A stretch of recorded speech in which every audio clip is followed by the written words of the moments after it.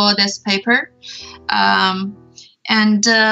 The title of the research is Southern U.S. Stock Market Volatility, Economic Policy Uncertainty, and Fluctuation of Global Oil Market, an Empirical Analysis based on TVP, SV, and VAR model.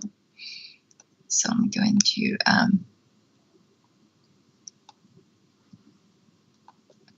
just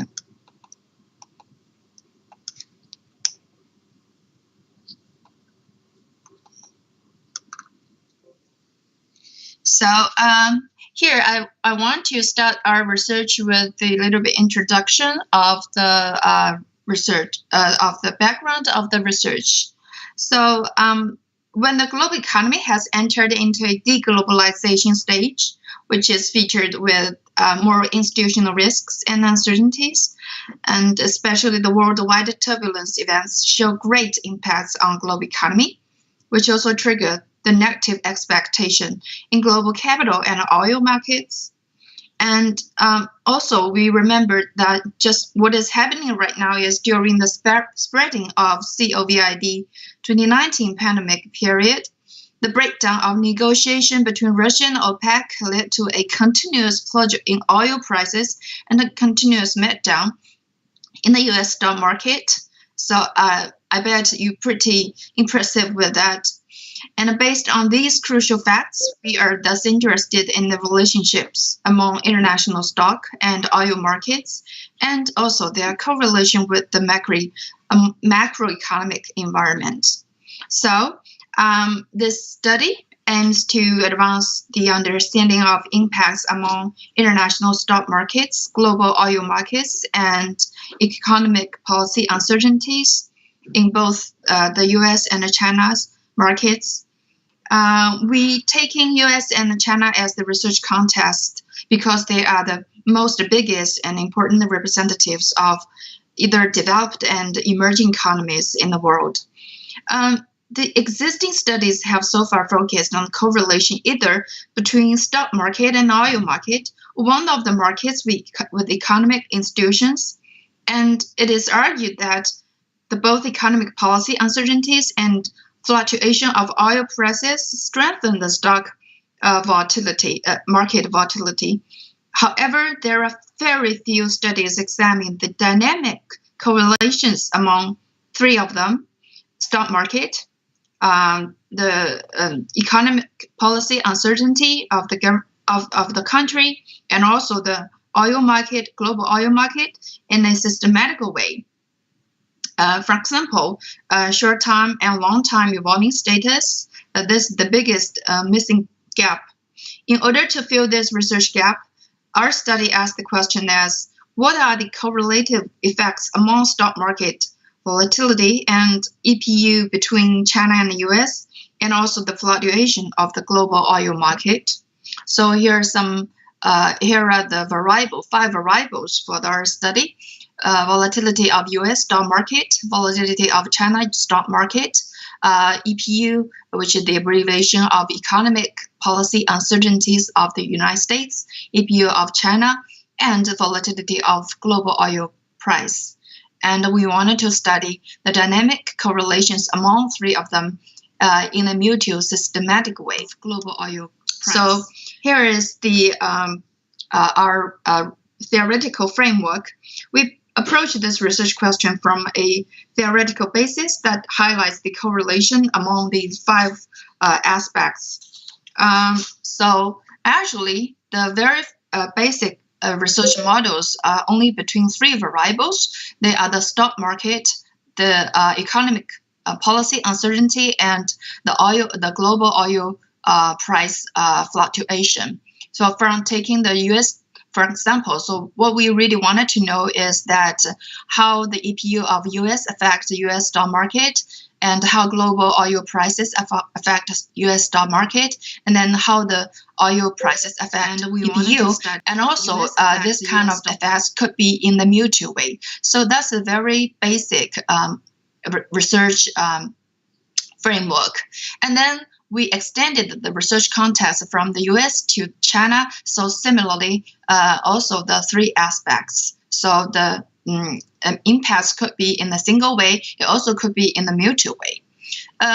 But in the real world, we know that because of the globalization and also the deglobalization, so we are not assuming that the impacts are actually correlated between the US market and also China's market. So these correlations are shown in both the stock markets between US, China, and also the EPUs, which means if the US government change their economic policy globally, to the global economy, that might also affect the EPU of China. That means maybe the government of China also changes their economic policy. So that EPU of US and China might be correlated. And also the global oil prices, as it affects the expectation of demand and the supply of oil as the major energy markets. So these 5 variables that might affect each other in a more comprehensive way in the real world. So that is our assumption.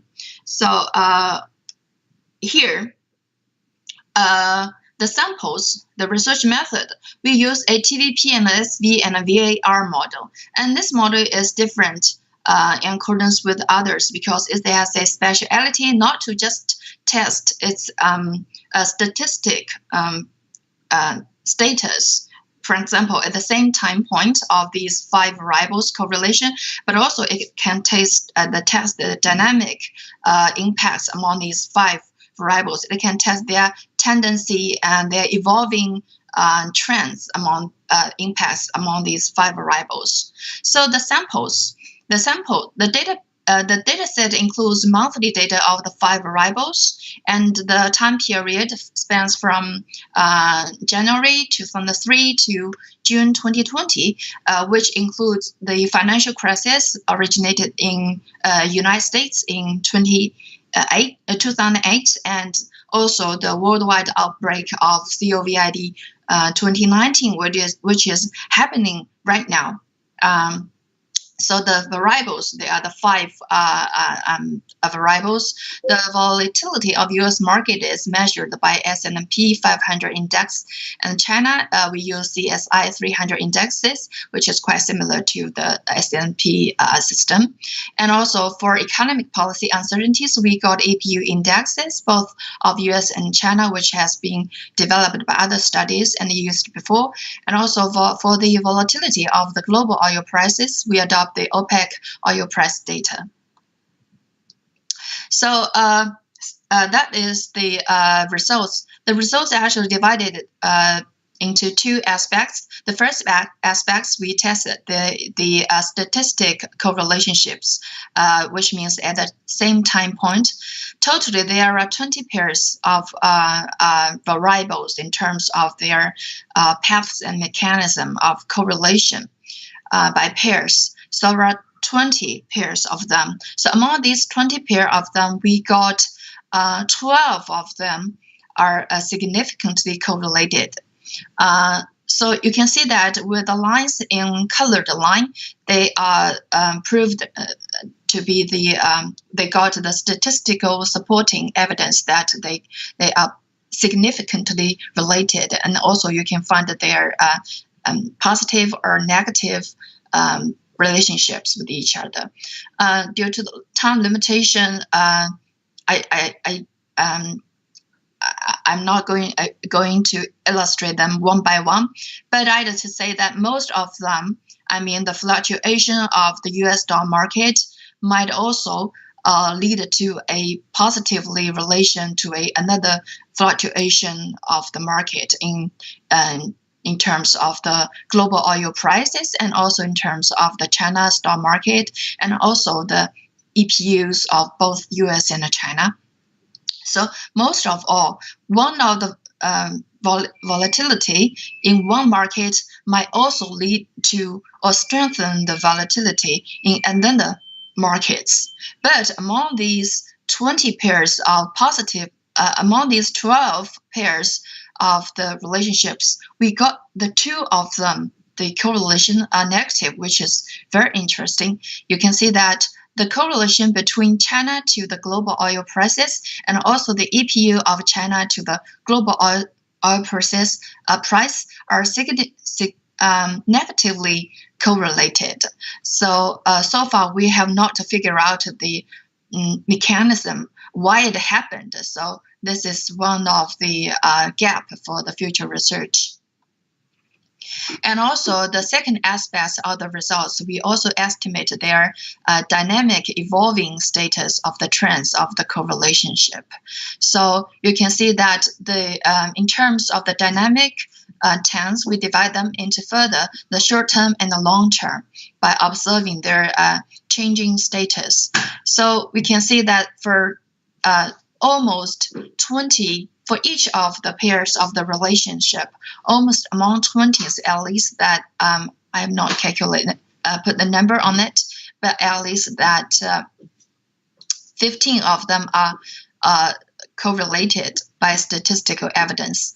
And here I circled some correlations with the red circle. That means both for short term and long term, the mechanisms are positive, significantly positive, which means the correlations, they really got a very close bond between these two variables.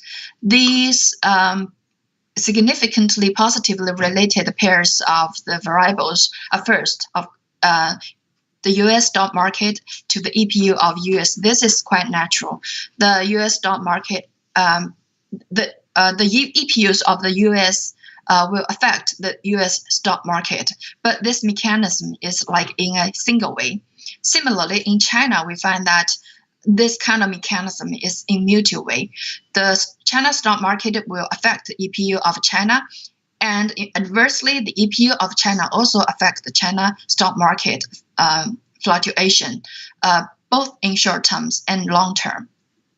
And also, we got this impacts in short term, long term, positively related.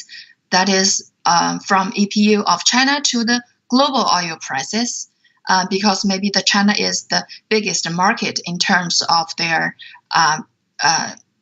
demand for the global oil. And also for both of the short term, long term, significantly positive relates their global oil prices to China's stock market. The mechanism is quite similar because the market is really too huge.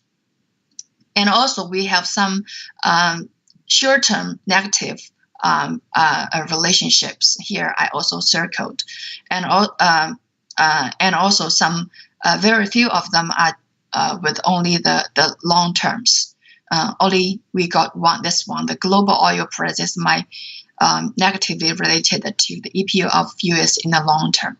Most of them, the rest of them are just related in short terms. Anyway, we can see that from this figure that actually the US stock market, the US government, I say the EPU of the governments and global oil prices, actually the bond among them are very, very closely related, and both in the single way and the mutual way. So that is the second aspect of the result. So finally, I wanted to mention about its limitation and the future research. The limitation is that though we choose China and US as for the research context, though China is the good representatives of emerging economy in terms of its great size, but in terms of its some uniqueness, the status of its emerging economy might be not that normal or similar to other emerging economies. So that future studies may extend the research context into India, Brazil, and Russia. And second, the time span. The time span of this study may also present a further limitation, which is related to the first point due to the short history of the capital market of China and also its uniqueness. A long-term observation of the correlation among the stock market, global oil market, and EPU is essential for the future understanding of this issue, which may cover more global turbulence events like financial crisis or worldwide emergency events. So I guess that's all for my research. Thank you. Thank you.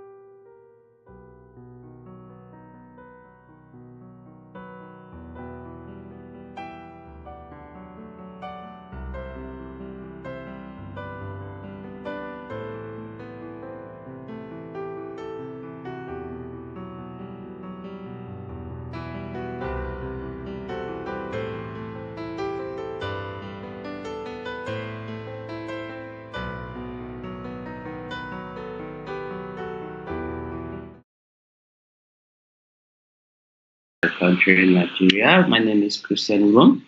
This is a joint work with my PhD thesis advisor, Professor Khaled Gesmi, and Dr. Helen Zogby from Tunisia. And my previous colleague, and who is also a PhD in Maastricht University, Gideon Ndovisi. So our paper is entitled Clean Energy Sectoral Markets, Economic Policy, and Oil Market Uncertainty, a wavelet-based cross-pointedly grown analysis. The motivation of the paper is hinged on the fact that energy, as we all know, has been an important source of energy has been very important right from time. Given its role in the process of daily socio-economic activities and also its importance in production process. Over time, there have not been any phase of human development during which energy has not played a very significant role. But we all know as the dominant source of energy has been the fossil fuel, that is the hydrocarbons, which has and continues to form a large part of the energy mix in most countries. However, in recent decades, given the continued pressure and the increasing awareness about the devastating effects uh, of climate change, there is this pressure to move away from fossil fuel based into renewable energy, which are assumed to be at least to have very low adverse effects on the environment. So that has in many countries, as we all know, have been making many efforts towards transiting towards the use of cleaner energy sources, especially the solar, the wind, and the other forms of hydropower. Given the increasing transition and the trials and the increasing awareness, the transition to renewable energy, although not very easy, there are a lot of dynamics that has brought to bear. One of that has been, of course, financing has been one of the issues hindering the total transition to these other alternative energy sources, which are assumed to be clean and safer for the environment and mankind, at least now and in the future. Funding has been one of the issues in most countries, and one of the ways, of course, energy companies, as clean energy companies, are mostly dependent on stock markets where they raise money or raise stocks and sell stocks so that people invest in clean energy projects. That way, this clean energy or renewable energy has formed a new form of asset class. And as expected, a lot of research has in recent times been devoted towards unraveling the stock market dynamics of clean energy sector. And some of these has of course, a lot of papers and empirical studies have tried to see different angles or different sides of the dynamics of clean energy equity market. Majorly, has been people have tried to study the co-movement, the spillovers, and the dependence structure between clean energy markets and the conventional fossil fuel-based energy markets, and they regularly uh, indexes like the OVX, which measures the level of uncertainty in the fossil fuel energy market, has always been used to capture the movement in or the changes in uncertainties on dirty, or rather fossil fuel based energy. Also, clean, the issue of economic policy uncertainty has also been studied, how it has impacted the ability of firms or investors in the clean energy equity markets to raise capital, or rather to make some returns on their investment. As we all know, of course, economic policy uncertainty has strong linkage with the financial market. And of course, the renewable energy equity market is not shaded away from it. Yes, this has, of course, yielded a lot of results. Some have tried to see how co-movements, the government structure and the spillovers from the dirty energy market to the clean energy market. Some have tried to see how uncertainties in the global economy or the global macroeconomy try to affect returns or stock prices of clean energy market. Most of the studies we found about this has tackled this particular phenomenon from the different angles. Like some papers have studied it with clean energy, the dependence with oil prices or oil market uncertainty. Some have tried to see clean energy with economic uncertainty. But we, in our own study, we intend to conduct a comparative, a sort of a comparative analysis of the dependent structure between clean energy stock market performance and the oil market uncertainty, as well as with economic policy uncertainty. Ideally, we try to see which of these drives, which of these have stronger dependence, and the nature of the dependence, positive or negative dependence between oil, oil market uncertainty and clean energy market, and the economic policy uncertainty and clean energy market. So to do this, we actually look more closer or more focused on different sectors of clean energy stocks, because beginning is just about a decade ago, some good data sets have been coming up, trying not just to present it. Yeah, I know we have both at regional level, at national level, at aggregate level, stock market, that's the energy equity market indexes. However, over the last decade, they have come up with this other richer data set which try to separate industries according to their sectors. So our analysis focuses on different sectors of the economy in the US. So we try to see how sectoral clean energy stocks depend on economic policy uncertainty and on oil market uncertainty. Therefore, we are able to provide a sectorial level analysis. Thereby, we see which of the sectors tend to depend more or to have stronger dependence, and what is the nature of the dependence? Is it positive dependence or dependence? Though between economic policy uncertainty and the oil market uncertainty. To do this, this is our second our second objective. And the third objective also, unlike most studies which approach this type of analysis without recourse to different market conditions and the different time scales, whether short, long, and the long, short, medium, and long term. Our analysis tries to capture all this.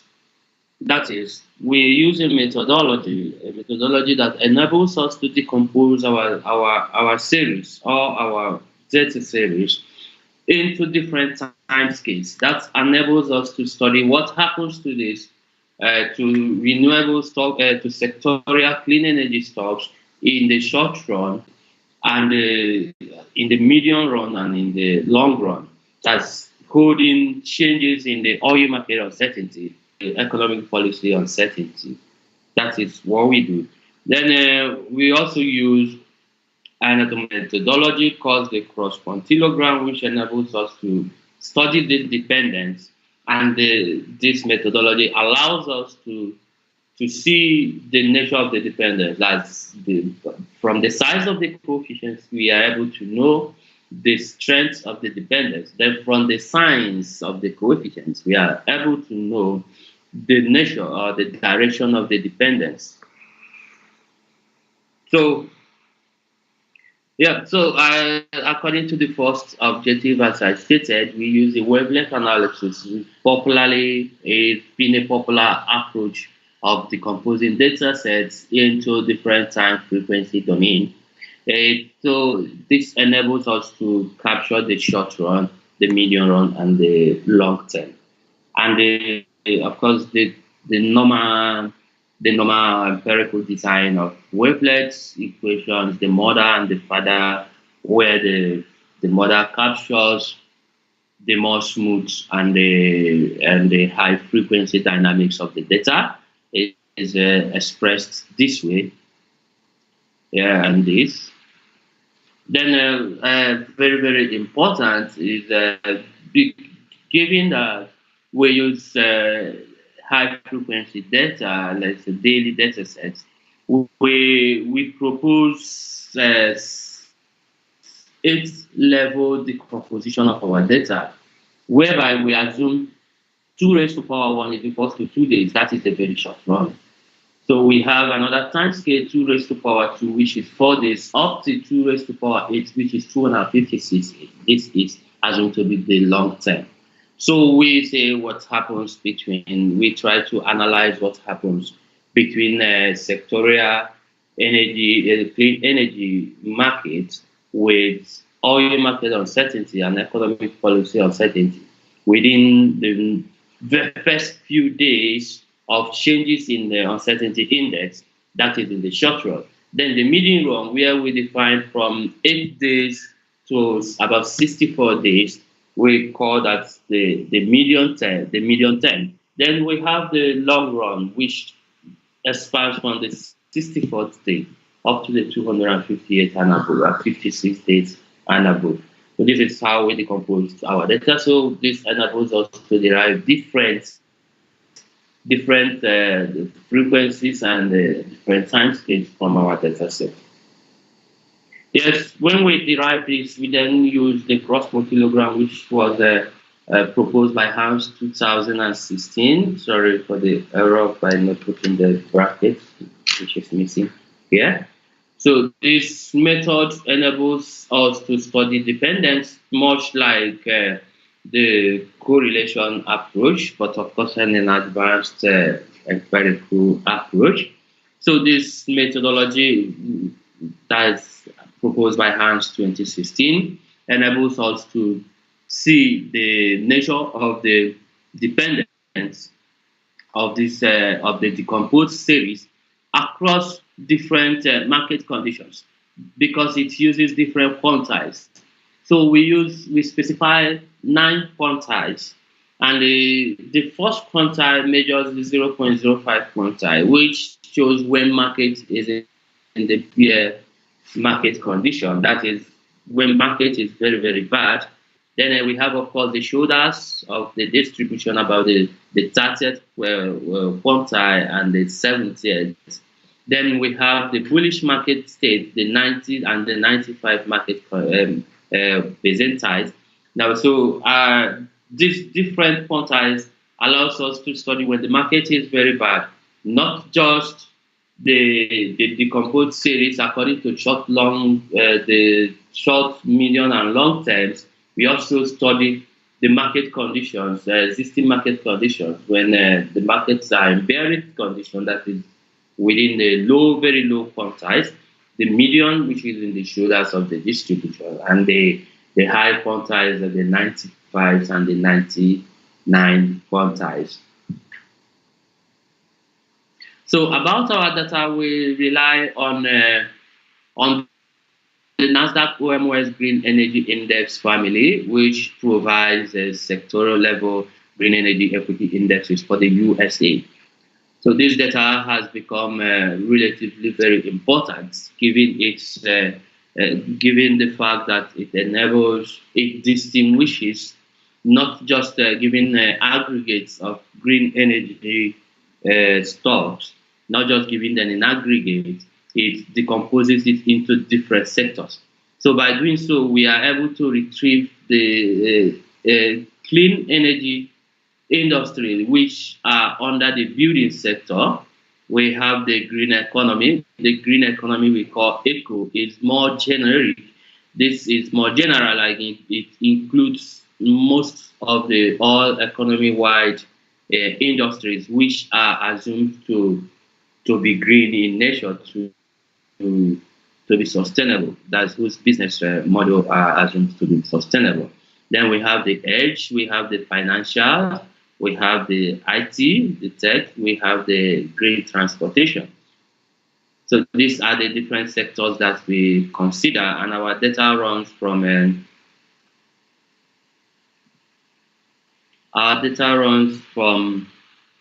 the beginning of the data set on the NASDAQ OMOS Green Family, that is in November 10, 2010 to August 19, 2020. Then where we use the Economic Policy Index and the OVX, which is the Oil Market Index, which we retrieve from the St. Louis the Freight database. All our prices are daily, and they are converted the normal way by taking the log fetch difference as the log return. So this is the descriptive statistics, where we can see that the transport, the technology and the financial sector tend to have the highest mean return, or while the edge has the least. And every other properties that we have. Yeah, we also run the BDS statistics. The BDS is the test for linearity. So we had to confirm that they are non-linear, that the data sets we use have some structural break, that they are non-linear. So we confirmed all that. This is necessary because of the cross-quantilogram approach, empirical approach that we adopted, which is only applicable to non-linear data sets, because we're trying to specify different quantiles. So there is no assumption of linearity over the data set. Then the ADF test denotes the unit truth test, which we use to confirm the stationality of the variables after the first person. This is also needed for the cross-quantilogram approach, as it assumes that the time series are strictly stationary. And these are other properties of the data set. Yeah, this is a preliminary analysis using the correlation matrix. So we try to see how each of these sectors correlate with one another and with the uncertainty indexes. So these are our key results. Yeah, of course, our results are still evolving as the study is still at a very much preliminary stage. But for now, these are the results we've got. These are results from the cross-quantilogram analysis. That is, after we have retrieved the data sets across the different time frequencies. This D1, D2, D3, D4, D5, D6, D7, S8 represents the 8 decomposed frequencies of the data sets. That is, we define D1 to D2. This is from 2 to 4 days as the short term. Then we describe from D3 to D5, that is from 8 to 64 days, as the medium term. And then we define from D6 to X6 as the long term. Yes, we can also actually infer or assume the X7 to be the very long term, but that is above 256 days, 256 days. So for each of the sectors, this is the building, this is the eco, and the results are still coming. This is age, this is tech, and this is trend. And this is the dependence uh, with dependence of the different sectors with EPU across different time scales and across quantiles. So these are the quantiles we have set, as I said. So we set 9 quantiles. The 0.05 represents the very bad, the very bearish market states when returns are very, very, very small. So we can see the lower quantiles, then of course from 3 to 7 or 8 becomes the shoulders, the midpoint, the the normal market condition, that's the median quantile.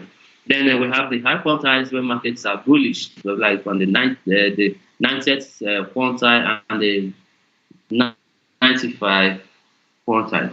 So what we do here is that we try to summarize the percentage of the quantile. So ideally, what we are interested in, as you may see, the bolded or the values in bold are the significant values in either 1 or 5% level. So we set our significance level at 5. So we either have significance at 1 or at 5%. So any of the bolded values are significant, and depending on the size, we know the strength of the dependence across the different quantiles as market conditions and across the time scales, the short run, the medium run, and the long run. So what we do, we are interested in the negative, either positive dependence or negative dependence. What our approach does, the cross quantilogram, is it's giving a negative value. It shows you that a unit increase, for instance, in economic policy uncertainty in a particular day, we would expect or predict that the next day, if the dependence is negative, then the return on clean energy on that particular that respective clean energy sector would be negative. That is that there would be a reduction, a drop in the return of that particular sector clean energy equity. That is here. The first result, for instance, shows in the short term across in a normal market condition, as we have within the 0.7 quantile, there is a positive dependence between economic policy uncertainty and the building sector clean energy equity returns in the short run. In the very short run, the very between the first and the second day, that we predicted that when economic policy uncertainty it changes, there would be a positive. There is a positive dependent that there would be a positive increase or a positive change on the level of renewable sector building sector renewable energy returns. However, within the short term, here this would be another 10. That is, when the market condition is very, very low, we wouldn't bother about, of course, non-significant values. So, but here we find out that if the market condition is very, very low, even within the same short term, if the market condition is very low, there would be a negative dependence between economic policy uncertainty and returns on building sector clean energy industries. And what this implies is that if economic policy increases, there would be reduction in the stock prices or stock returns of clean energy technology companies who are classified as who are under the building sector. But if it is under a very bullish market condition, that is from 0.9 to 0.95 quantiles, this dependence may be positive. That is, economic policy uncertainty may be positive, that will have a positive directional predictability, meaning that there will be an increase in the stock prices of these technology firms, that's energy technology firms. So this so generally, we can learn from here that the dependence between EPU, that's economic policy uncertainty, and the building sector clean energy equity market become stronger towards the longer term more than in the short term. Stronger values here, we have stronger values here, that is 0.18. In the very long term, we have very much stronger values, and we have higher percentage that are significant. But we can learn that this predictability is negative. That is, in the long term, economic policy uncertainty tends to be negative, to have a negative predictability for the returns on this sectorial equity markets, meaning that it, of course, economic policy uncertainty will be harmful to the performance of the stocks at this in the very long run. In the long run, but in the short term, yeah, results are a bit mixed. We find that, as we can see, most negatives are in the low quantiles. That is, if the market condition is bad, this would be negative. There would be a negative impact or a negative predictability of economic policy and uncertainty on these stocks. But if the market condition is bullish, as we can see from here, the predictability or the dependence becomes positive. But in any case, no matter the market condition, what this signifies is that economic policy uncertainty is harmful to returns on clean energy, the building sector clean energy equities. Since everything they become stronger, we have higher the coefficients, the size of the coefficients are higher, and mostly negative throughout the entire quantile, as we can see. So our results are still coming in as the paper is still unfolding. So, but these are the results. We find very much similar results for the eco sector, where most of the values are stronger at the higher time scales, and they are up negative. However, the financials presents quite a different scenario. We find that in the long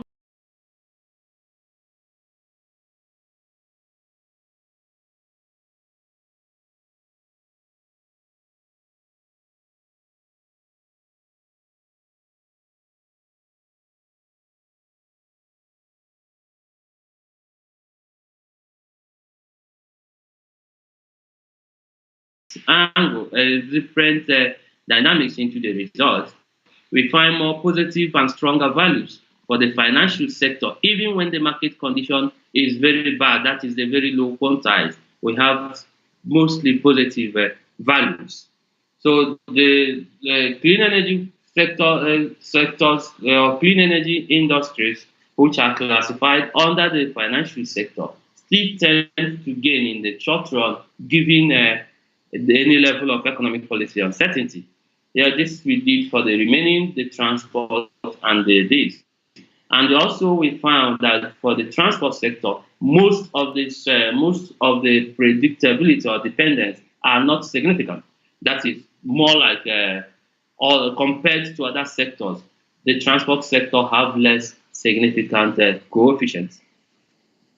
Yeah, this is for that. This is for the OVX. That is for the oil market. We find for the eco, the oil market tend to be positive for the oil markets, and this sometimes in the long term also for the building, unlike an economic policy uncertainty. So we find generally that economic policy tends to be more harmful for this for the different sectors except the financials, whereas oil markets are in the long run tend to be the result is mixed. It's not completely negative as it is for economic policy uncertainty. And for my time, I would like to stop here. Thank you very much.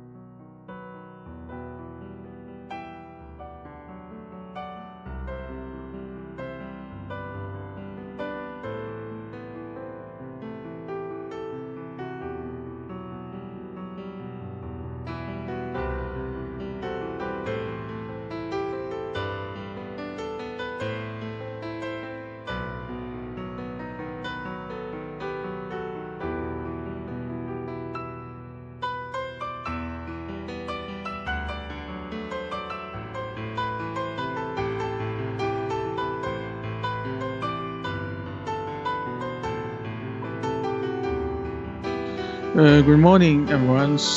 Welcome to my presentation on this conference. My presentation is the effects of commodity financialization on the commodity market volatility. This is a paper co-authored with Mrs. Zheng, Dr. Cui, and Professor Du. Okay. So my presentation will have 5 parts. The first part, I will have a brief introduction of our research. Then I will briefly introduce the data we use and the methodology we use in this paper. Then I will present our baseline results found by our data and methodology. And I will also present our further data analysis results based on our previous baseline results. And finally, we will get our conclusions. Okay. So over the last 2 decades, it has been witnessed that the heavy amount of funds, which especially the index funds, have surged into the commodity markets. Why this is the case? Because it has been witnessed the collapse of the stock market in the early 2000s because of the dot-com bubble.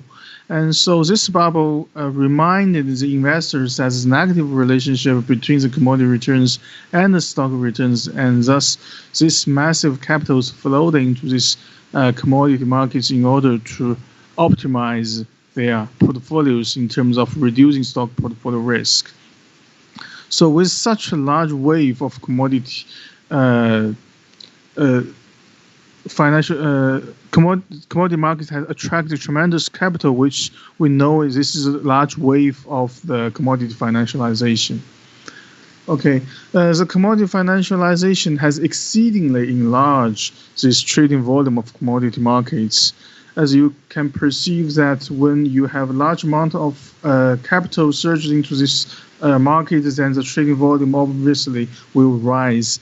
And the close relationship between the trading volume and the market liquidity has been well documented in the existing literatures. So when you have previously you do not have this commodity financialization, then the trading volume is low. And after the financialization, the trading volume is high. Then the fluctuation of this market trading volume in terms can be measured as a market liquidity can be envisioned as the fluctuation of the market liquidity, which can be known as the market liquidity risk because it's a fluctuation. So this market liquidity exhibits the noticeable effect on the market volatility, and we think there might be a vital impact on the commodity fluctuation resulting from the liquidity hike. Okay, so since this commodity financialization increases the market volatility, and we intend to examine the impact of the market liquidity on the market volatility in this study. So in particular, our paper targets on two research questions. The first one is, does the commodity financialization increase the market fluctuation? And more importantly, will this increase in volatility component also increase the connections between the two markets' volatilities? Okay. So what we found is that based on our full sample analysis, we revealed that the commodity financialization increased the commodity market fluctuation as well as strengthen this dynamic conditional correlations between the stock market and the commodity market. We also found that there is a symmetrical capital attracting mechanism, which means that because there's different types of commodities, we have oil commodity, we have corn commodity, and we have other metal commodity like copper commodity.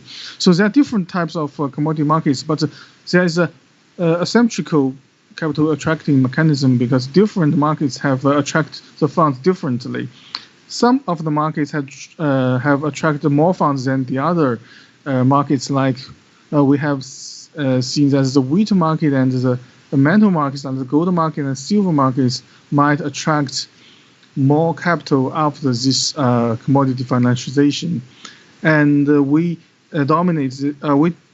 denote that these markets are the key players after this commodity financialization in terms of affecting the conditional volatilities as well as a dynamic correlation between the commodity market and the stock market. Okay. And we further undertake the sample analysis by dividing our sample into pre-financialization period and the post-financialization period. And we found that there's a significantly improved that after the financialization, the liquidity plays a more important role in affecting the volatility compared with the pre-financialization periods. Okay. So for the data analysis, we use 7 commodity markets from the U.S. Markets, and we also use a U.S. stock market, which is represented by S&P 500 index. I will start from the 1st of January 1992 to this 31st August 2020, which is the maximum available data that we can achieve, and the data are collected on a daily basis. Okay, then we would define our the variables. Like the first one is the commodity returns, which defined as this one, and based on the commodity returns, we can find this market fluctuation as well as the conditional volatilities based on the Gauch model. Then we also define the liquidity measure, which is the open interest of the market and divided by the trading volume. So we put the trading volume here as a denominator, which, as we previously said, this is a representation of the market financialization. For the robustness purpose, we also use an alternative liquidity measure, which is a Amihood measure, which is known as the absolute asset return for the market I divided by the trading volume for market I FMT. And because of the time limit, I didn't put the methodology. The mainly methodology we use is the Gauch model, and for the dynamic conditional correlation between these markets, we also use the DCC Gauch model to analyze our data. So this is descriptive statistics of our data. We have this corn futures, we have gold, we have oil, we have silver, we have soybean, sugar, wheat, and SP 500. This is the main markets we are investigating in this paper, and this is a daily return descriptive statistics. And this is the descriptive statistics of the commodity liquidity measures with these 7 different commodity markets. Okay, so when we use the DCC Gauch model to predict the conditional volatility as well as the dynamic correlations between the commodity markets with the stock market, and we can see from the 2 figures, the figure 1 is the results of the conditional volatility of commodity markets from the DCC Gauch model here. And the second one is the figure 2 presents the results of conditional correlations of commodity markets with the stock market. So we can see here. So this is a conditional correlation between this is the corn market with the stock market and the gold and oil, silver, soybean, sugar, and wheat. We can see that generally there is a upshift here after the financialization. The correlation here is higher before this period here on average. So we can see that there was a significant impact of the commodity market financialization on the volatility as well as the connection between volatilities. Okay, so this is our baseline results, and we can see that there is a quite contrasting results when we see this volatility impacts, like the wheat and the gold. They are quite strong markets which have a significant impact on the conditional volatility, which represented by H here. And the other market, like the soybean, the silver, sugar, and they have a trivial markets, have trivial effects. This is also true for the conditional correlations, which we can notice that the wheat, the gold is also strong, and we can see this corn, the soybean, and the silver, they tend to be very weak compared with the previous markets. So as we can see that there is a quite a significant impact of the market liquidity on the dynamic conditional correlations, but it's, as we can see, that there is asymmetric. So there are different weights that the market can attract the funds, which they have different impacts on this conditional volatility and the dynamic conditional correlations.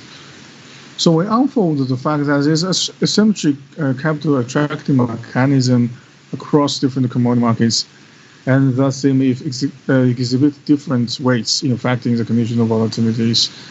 And like wheat and like gold markets, they might attract the capital after the financialization, and they are the key players.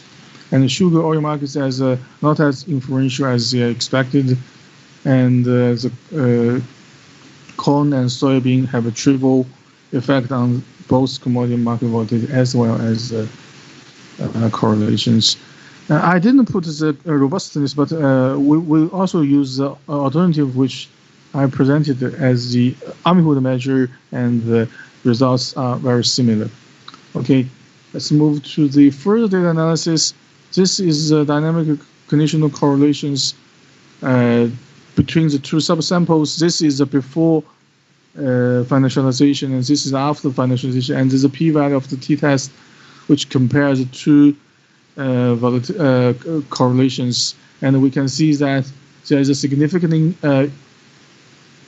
increase of these conditional correlations, as we can see from these previous pictures.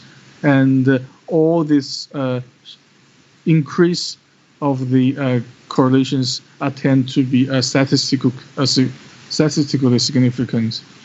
Okay, and then we run this regression based on different two subsamples. The first subsample is based on the conditional volatilities. This is a per financialization period, and we can see almost most of this liquidity from the commodity markets has a trivial effect on the market volatilities.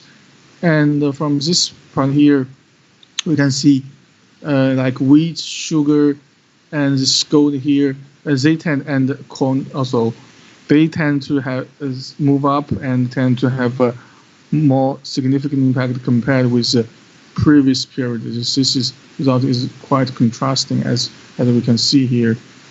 And the final result is that we have this liquidity impact on the conditional correlations represented by eta here, and we can see that this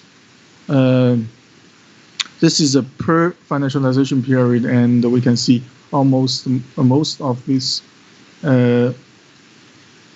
commodity markets have trivial effects, very small effect. You can see here, almost this is almost insignificant, and we can see here this is the post financialization period, and like we can see that wheat here, sugar, soybean, also gold, they are moving up their effects on the dynamic conditional correlations after the financialization. So we can see actually there is a significant influence of the financialization on the market volatility.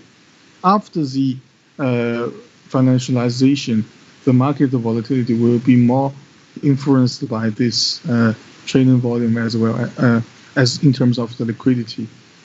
Okay, in conclusion, this paper intends to explore the effect of commodity financialization on the commodity market's volatilities, as well as their dynamic correlations with the stock market. We unfold the fact that there is a symmetric capital tracking mechanism across different markets, and thus we have different weights across different markets in affecting the conditional volatilities as well as the dynamic correlations after the financialization. The markets like the wheat, gold markets will attract more fund after the financialization, and they are the key players in affecting commodity conditional volatilities. The rest of the market liquidities have triple effects. Furthermore, we also apply the subsample analysis by dividing our sample into a financialization period and the post-financialization period. The results are quite distinguishing. Before the commodity financialization, they have a very small effect, but afterwards, the liquidity becomes diverse. Three markets, gold, sugar, and wheat markets, out of 7 exhibit significant impacts. Compared to these 3 markets, the other 4 markets' effect tend to be small. Okay, so this is all my presentations. Thank you for listening.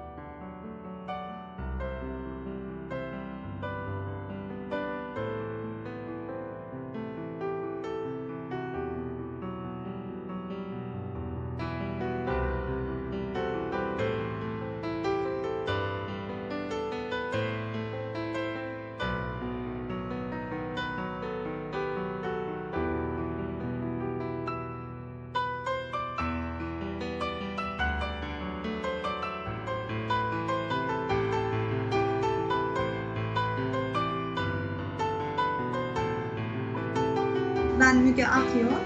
Aynı zamanda tez konum olan zaman serisi veri madenciliği yöntemleriyle Türkiye için karbon ayak izi tahminini anlatmak istiyorum.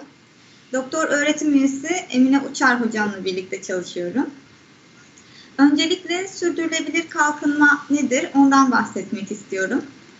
Üzerinde yaşadığı dünyanın korunması insan varlığının devamı için gereklidir. Doğal kaynakları tüketmeden gelecek nesillere kaynak aktarımı yapmaya sürdürülebilirlik denir. Ülkeler büyümesini gerçekleştirirken çevreye verdiği tahribatı asgari düzeye indirmek zorundadır. İşte büyümeyi bu sürdürülebilirlik ile gerçekleştirmeye de sürdürülebilir kalkınma denir. Küreselleşme sürecinin etkisiyle 1970'lerde başlayan bu bilinç ile günümüze dek birçok konferans yapılmıştır. Bu konferanslardan kısaca bahsetmek isterim. Stockholm Konferansı 1972'de yapılmıştır ve çevre sorunları bu konferansla ilk kez evrensellik kazanmıştır. Brundtland raporu 1987'de sürdürülebilir kalkınma terimi ilk kez burada kullanılmıştır. Bunun için önemlidir. Rio Konferansı aslında Kyoto'nun ön anlaşması niteliğinde olup burada sera gazı oranlarını düşürmek amaçlanmıştır. Kyoto protokolünden bahsetmek istiyorum. Önemli bu. 190 ülkenin katılımıyla imzalanan protokolde Avrupa Birliği ülkelerinin sera gazı emisyon oranlarını 2008-2012 yılları arasında 1990 yılının %8 oranında azaltılması taahhüt edilmiştir. Ve en son Paris İklim Zirvesi 2015'te yapılmış bir zirvedir. Burada da sera gazı emisyon oranlarının 2030 yılına kadar kademeli olarak azaltılması konusunda anlaşmaya varılmıştır. Peki bu sera gazı emisyon oranları nedir? Burada en önemli şey karbon ayak izi. Karbon ayak izi bir ürünün üretiminden başlayıp taşınması, kullanımı, bozulması gibi tüm aşamalarında meydana gelen karbondioksit salınımının bir ölçüsüdür ve karbon ayak izi sürdürülebilir kalkınmanın önemli göstergelerinden biridir. Doğaya bırakılan karbon ayak izi miktarının hesaplanmasında atmosfere salınan her ton karbonu fotosentez yoluyla bertaraf etmek için gerekli olan hasat edilmemiş orman arazisi kullanılmaktadır. Gerekli olan orman arazisi karbonu bertaraf etmek için yeterli değilse karbon tutma kategorisinde açık ortaya çıkar. Nihayetinde dünyanın taşıma kapasitesinin üstüne çıkması ozon tabakasının delinerek ortalama sıcaklığın yükselmesine, buzulların erimesine ve deniz seviyesinin artmasına sebep olur. Tüm bu sıkıntılar sürdürülebilir dünya varlığını tehdit etmektedir. Bu sebeple karbon ayak izinin azaltılması yönündeki çalışmalar ve politikalar önem arz etmektedir.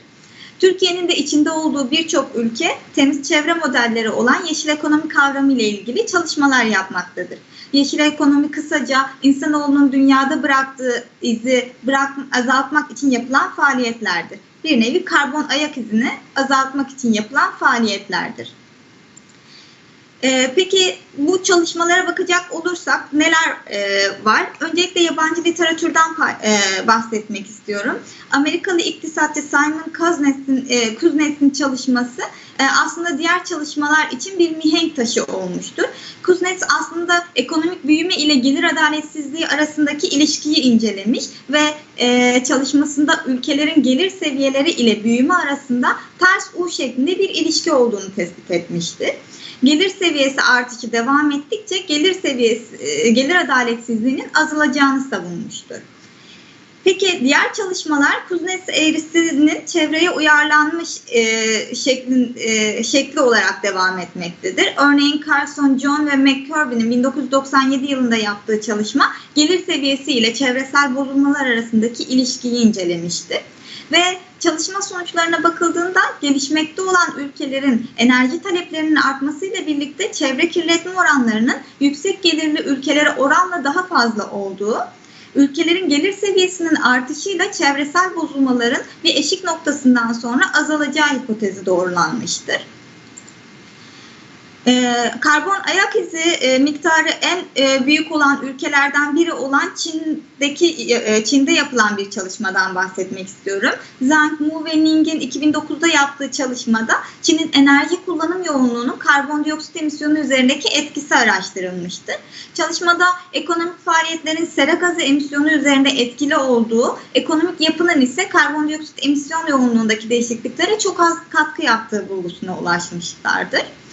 Yine karbon ayak izi yüksek olan ülkelerden bir tanesi olan Hindistan'da yapılan bir çalışma var. Hindistan'ın enerji tüketimi, karbondioksit emisyonu ve ekonomik büyüme arasındaki ilişki arasındaki nedensel ilişki incelenmişti.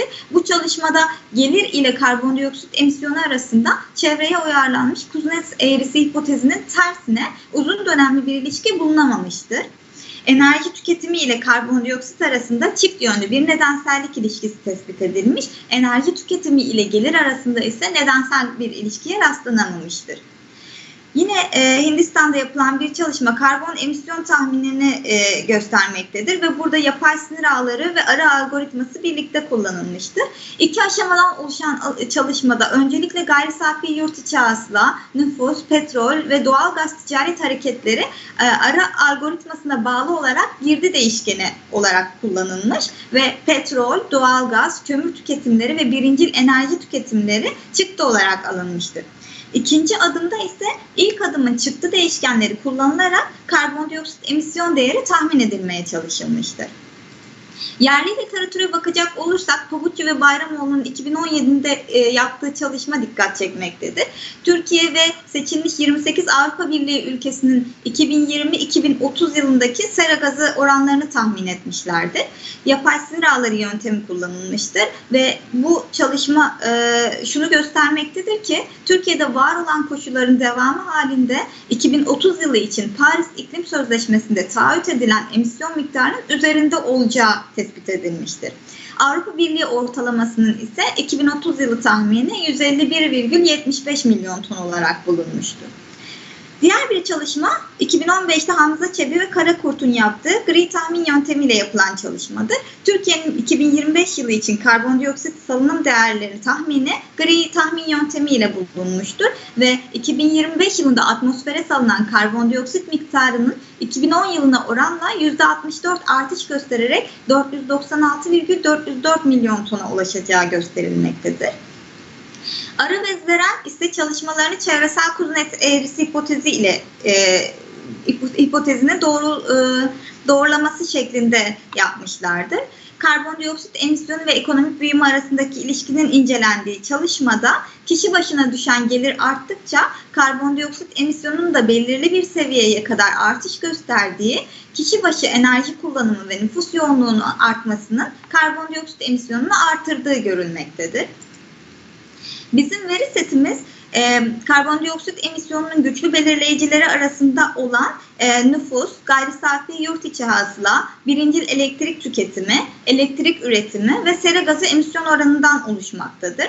Değişkenlerimiz 1990-2017 dönemi 28 yıllık bir dönemi kapsamaktadır ve yanlarında yazılan kaynaklardan alınmıştır.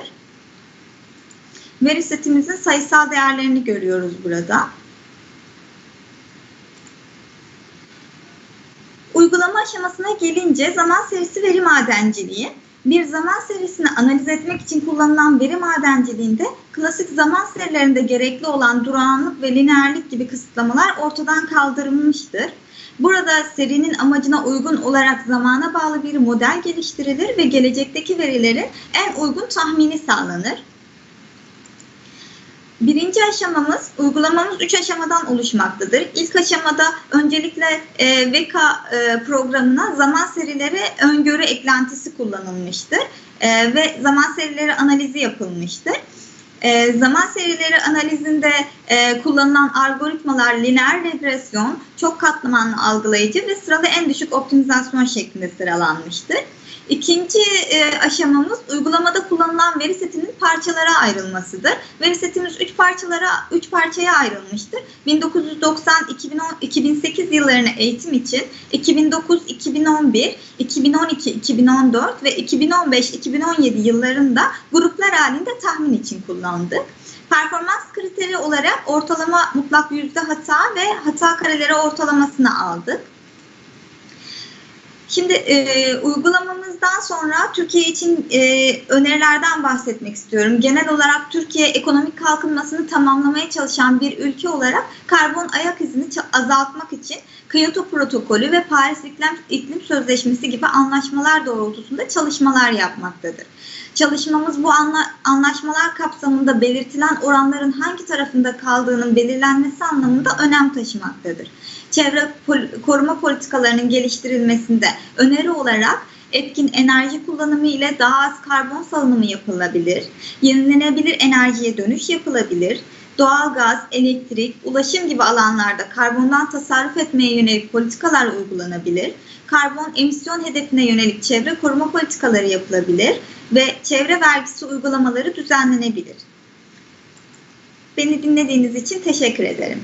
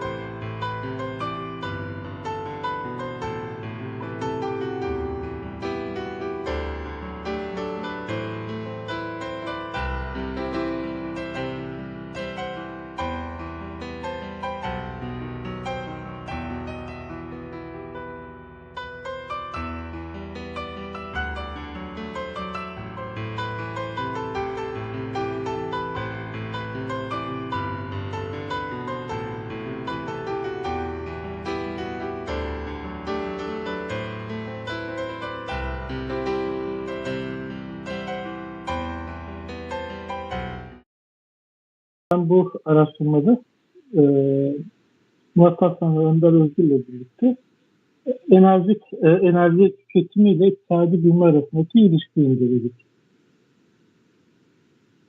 Bilindiği gibi özellikle sanayileşme ile beraber enerji tüketiminde yüksek oranlarda artış yaşanmıştır. Bu yaşanan yüksek artışla beraber bazı çevre sorunları da gündeme gelmiştir. Özellikle fosil kaynakların tüketilmesiyle meydana gelen bu çevresel bozuntu ülkeler arasında bazı anlaşmalar imzalanmasına da neden olmuştur. İşte Kyoto Protokolü, Paris Anlaşması bunlardan bazılarıdır. Enerji tüketimi her ne kadar iktisadi bilmeye katkıda bulunsa da çevreye vermiş olduğu bu tahribat nedeniyle özellikle enerji tüketimi ile iktisadi bilme arasındaki ilişkiye yönelik birçok araştırma yapılmıştır. Son yıllarda bu özellikle fosil yakıtların tüketimiyle çevre kirliliğinde meydana gelen artışı engellemek için fosil yakıtların yerine yenilenebilir enerji tüketiminde yapılabileceği, bu yenilenebilir enerji tüketiminde benzer şekilde iktisadi bilmeye katkıda bulunacak yapılan araştırmaların sonuçlarından birisidir. Biz bu çalışmada hem yenilenebilir hem de yenilenemeyen enerji tüketiminin iktisadi bilmeye olan etkisini inceledik. Bu amaç ile 16 farklı ülke kullandık. 1971-2015 dönemini ele aldık.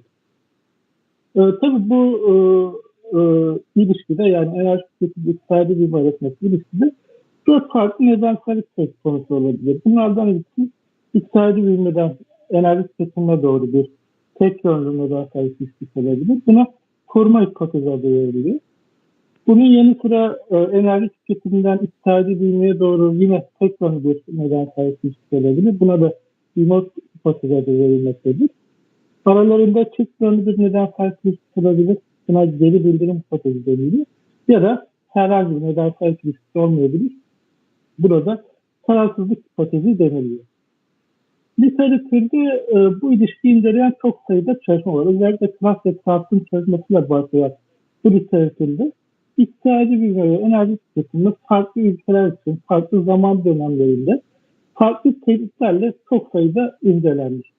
Bizim bu diğer çalışmalarda temel farkımız bu nedensellik ilişkisini zaman alanda bir nedensellik tespit kullanarak değil, frekans alanda bir nedensellik tespit kullanarak incelemektir. Yani burada da birkaç tane özetini verdiğimiz literatür genelde zaman sayısı tekniklerini kullanıyorlar. Silt, Hasio, Sınavcı nedensellik tespit ya da Yamamoto nedensellik tespit gibi zaman alanda nedensellik tespitini kullanmaktadır. Ama biz biraz daha farklılaştık. Frekans alanda nedensellik tespitini kullanarak bu ilişkiyi inceledik. İncelemiş olduğumuz bu ilişkide 3 tane değişkenimiz var. Bunlar kişi başına fosil yakıt tüketimi, kişi başına yenilenebilir enerji tüketimi ve kişi başına düşen tarih saati yakıt hasılı. Tüm değişkenleri logaritmik formda modele dahil ettik. Az önce de ifade ettiğim gibi zaman dönemi 1973-2015 yılları arası. Biz az önce de ifade ettiğim gibi frekans alanlar nedensellik testi kullandık. Bu nedensellik testinde burada görülen iki değişkenli bir var model alınabilir. Tabii bu var modelde şu şekilde bir kısıt uyguluyor.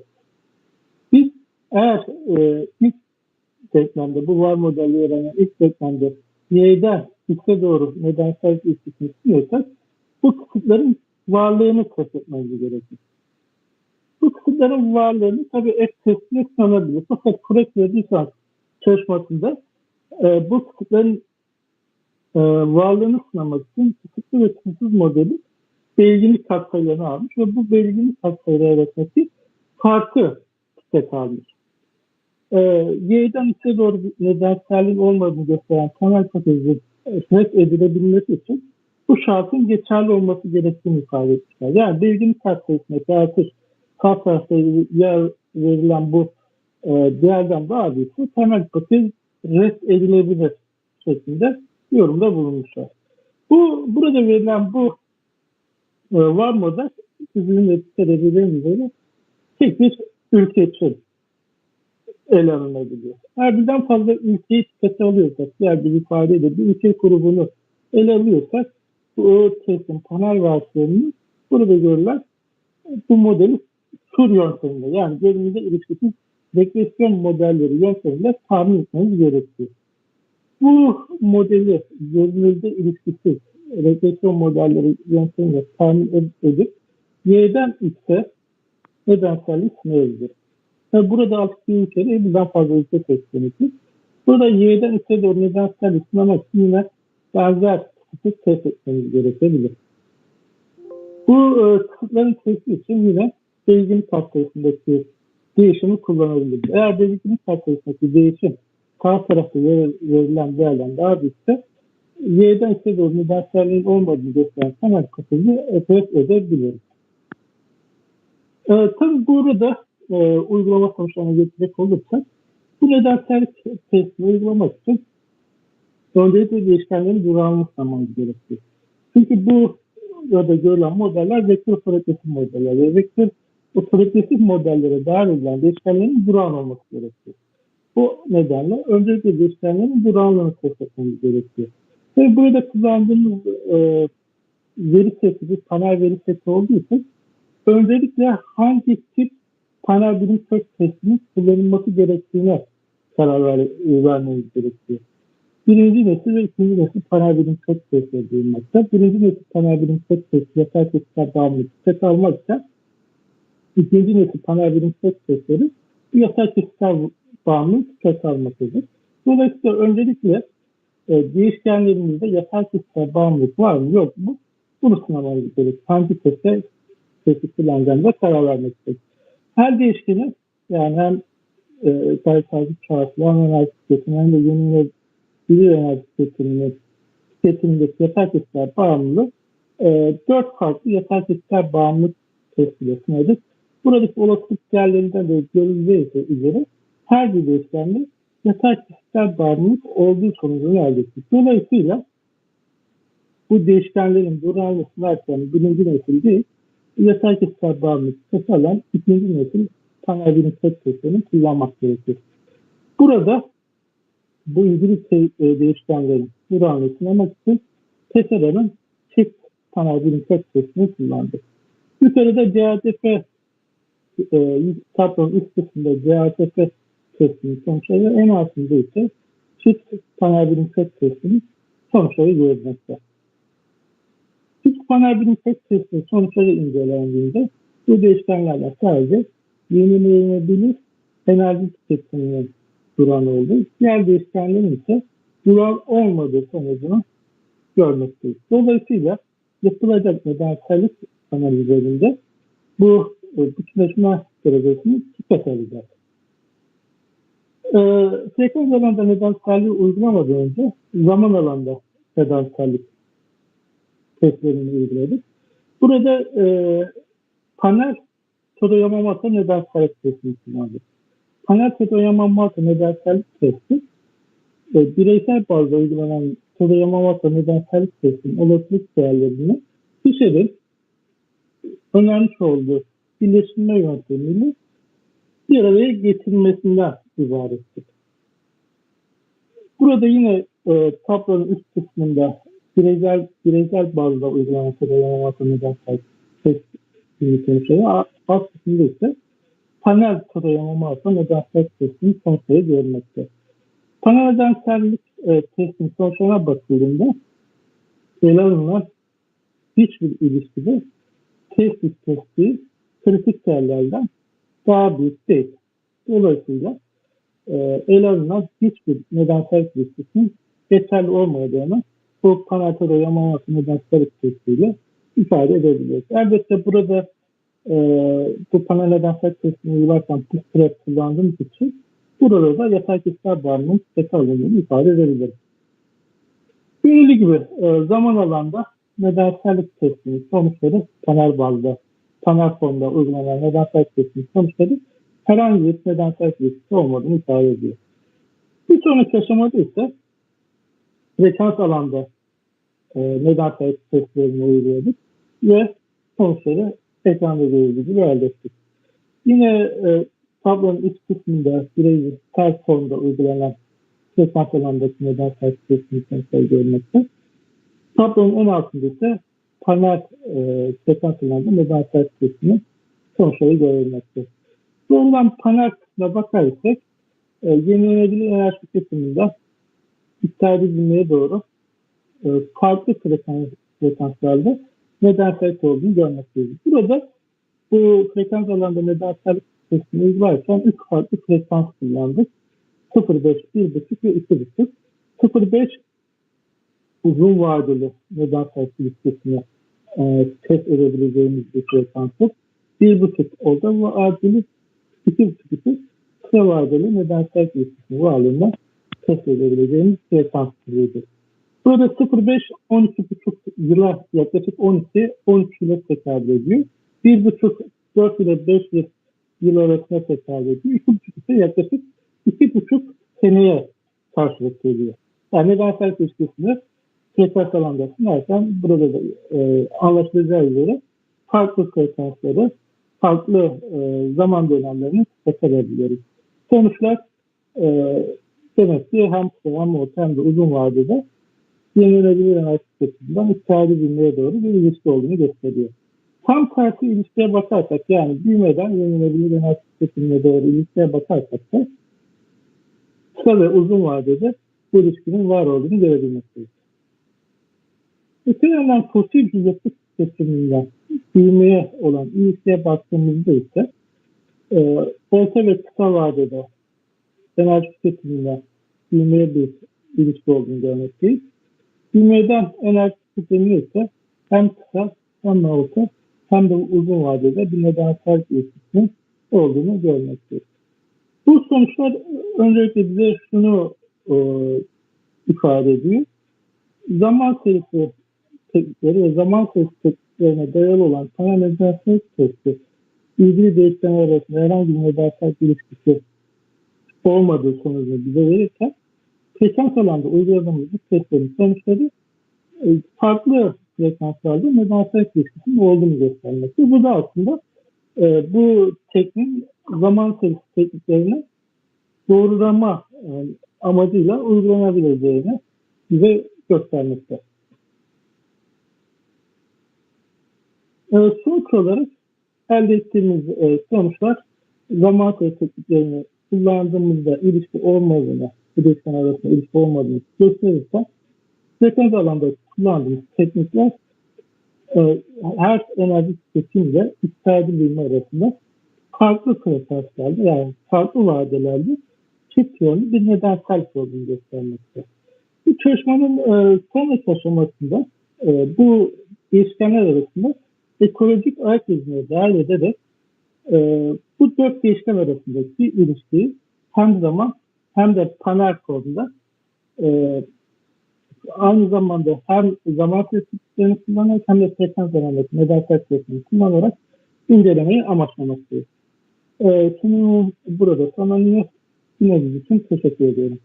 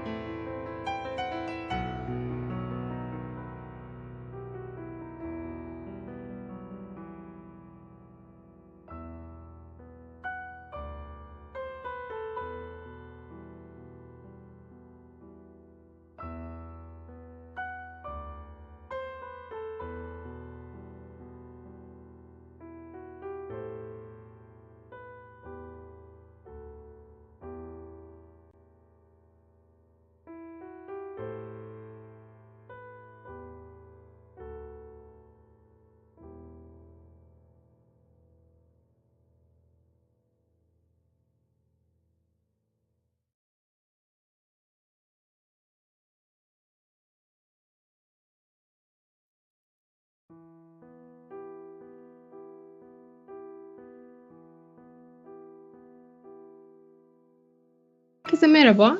Biz çalışmamızda net sıfır karbon emisyon hedefini incelemeyi amaçladık CİVET ülkelerinde. Sunumda kısaca ekonomi ve çevreden, daha sonra kuzey terisi yaklaşımından, uygulamadan ve sonuçtan bahsetmek istiyorum. Ekonomi ve çevrede sürdürülebilir kalkınma, çevresel bozulmaya dikkate alarak ekolojik denge ile ekonomik büyüme arasında birbirinden ayrılmadan doğal kaynakların etkin kullanımını sağlayarak bugünkü ihtiyaçlar karşılanırken gelecekte ortaya çıkacak ihtiyaçların da karşılanabilmesini ifade etmektedir. Sermaye eksikliği, kurumsal altyapı ve politikada uyum eksikliği, çevre sorunları hakkında bilgi ve deneyim eksikliği, net politika önlemlerini geliştirmede, zaman, mekan, yöntem belirlemedeki zorluk, endüstriyel üretimin yüksek seviyelere çıkması, kamuoyu katılımının sınırlı olması, politika uygulamalarına karşı güvensizlik, kaynak ve eşgüdüm yetersizliği gibi sorunlardan ötürü az gelişmiş ve gelişmekte olan ekonomilerde fiziki sorunlardan ötürü fiziki beşeri altyapı yetersizliği ile birlikte ekonomik büyüme sağlanması isteği sürdürülebilir kalkınma politikasının sekteye uğrattığı görülmektedir.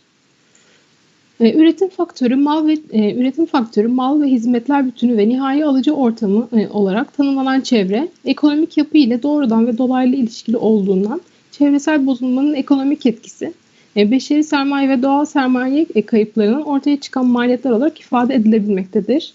Gelişmiş ülkelerde çevre faktörü ekonomik büyümenin tanımlayıcısı olurken, gelişmekte olan ülkelerde ise çevre kalitesinin iyileştirilmesi ve ekonomik büyümenin sürdürülebilmesiyle ekonomik gelişmişlik düzeyindeki artış ve doğal kaynak kullanımı arasında çelişki yaşanmaktadır. Kuzey terisi yaklaşımını kısaca bahsetmek istersek, ekonomik büyüme ile refah seviyeleri arasında doğrudan bir ilişkinin olduğu kabul edilmektedir.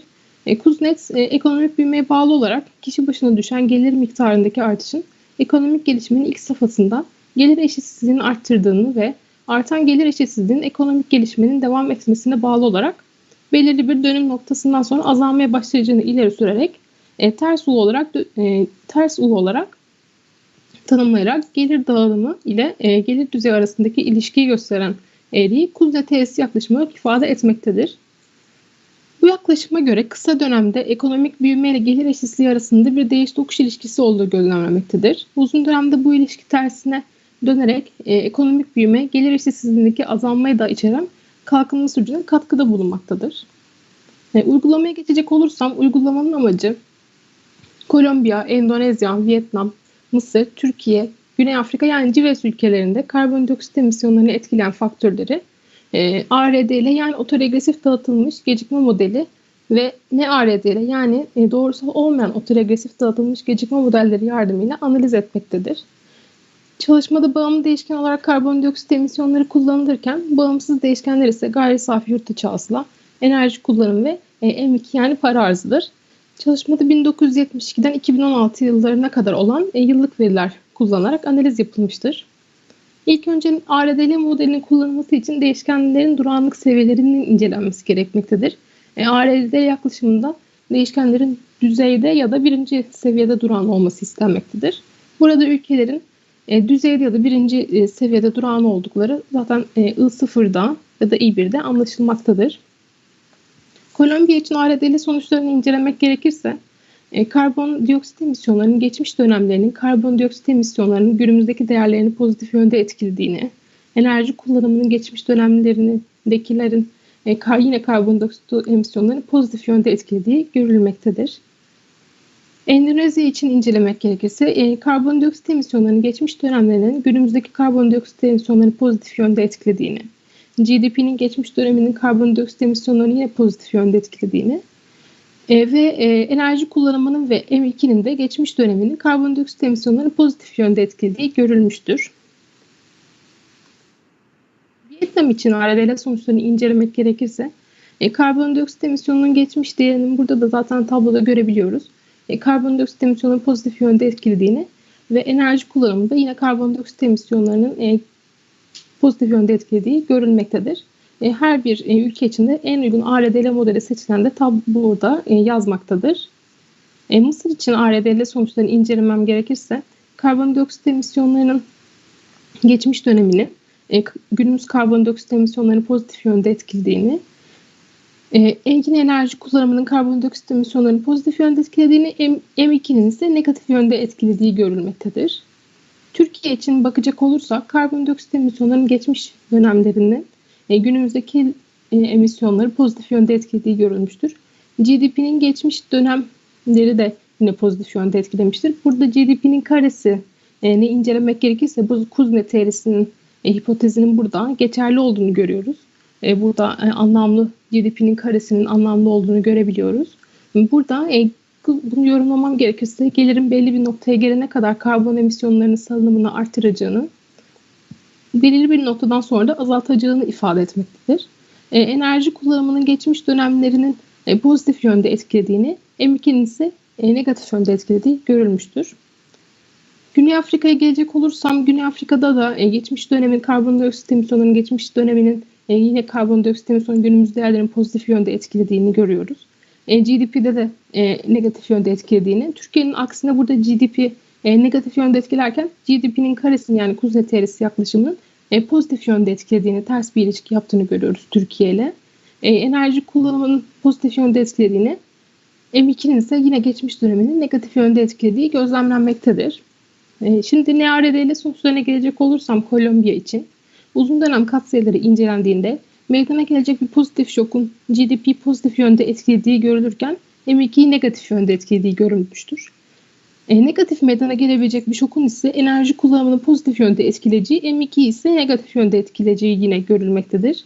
Volt testi sonuçlarına göre değerlendirecek olursam da karbon emisyonları ile GDP, enerji kullanımı ve M2 arasında uzun dönemde simetrik bir ilişki tespit edilirken kısa dönemde ise karbon emisyonları ile enerji kullanımı ve M2 arasında simetrik bir ilişki, GDP ile asimetrik bir ilişki olduğu görülmüştür.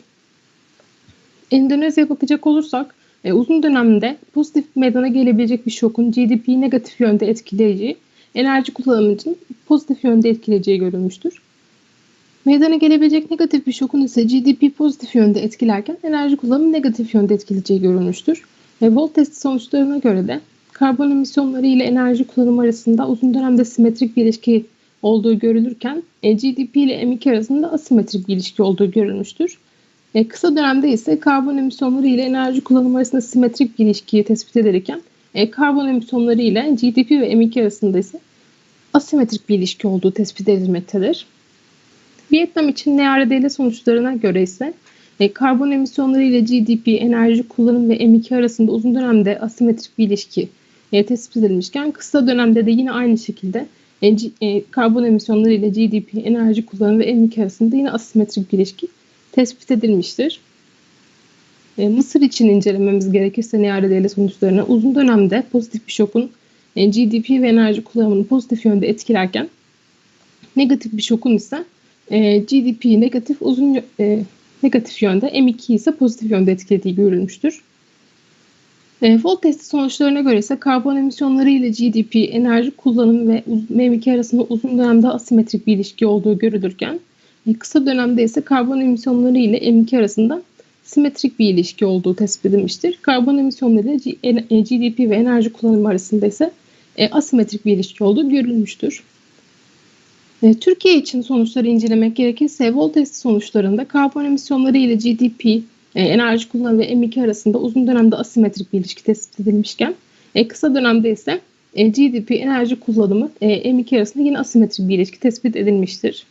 Güney Afrika için NARDL sonuçlarına bakacak olursak da son olarak karbon emisyonları ile GDP, enerji kullanımı ve M2 arasında uzun dönemli asimetrik bir ilişki tespit edilirken kısa dönemde ise karbon emisyonları ile GDP, enerji kullanımı ve M2 arasında uzun dönemli yine asimetrik bir ilişki tespit edilmiştir. Kısaca sonuçları özetlemem gerekirse ARDL modelleri için karbondioksit emisyonlarının ve enerji kullanımının geçmiş dönemlerinde meydana gelen değişimlerin karbondioksit emisyonlarının pozitif yönde etkilediği, M2'nin ise negatif yönde etkilediği görülmüştür. NARDL modeller için simetrik asimetrik ilişkisi ülkeler için değişkenlik gösterdiğinden genel bir yorum yapılması uygun olmayacaktır. Burada aslında yapılması gereken amaç enerji kullanımını minimum seviyeye indirmek olmalıdır. Bu zaten karbondioksit emisyonlarıyla doğrudan bir ilişkide olduğu için, doğru orantılı bir ilişki olduğu için bu enerji kullanımının düşürülmesi, yenilenebilir enerjinin yükseltilmesi karbondioksit emisyonlarını düşürmeye yardımcı olacaktır ve iklim değişikliğini de bu seviyede daha minimal seviyeye indirmemize yardımcı olacaktır. Benim sunumum bu kadardı. Dinlediğiniz için teşekkür ederim.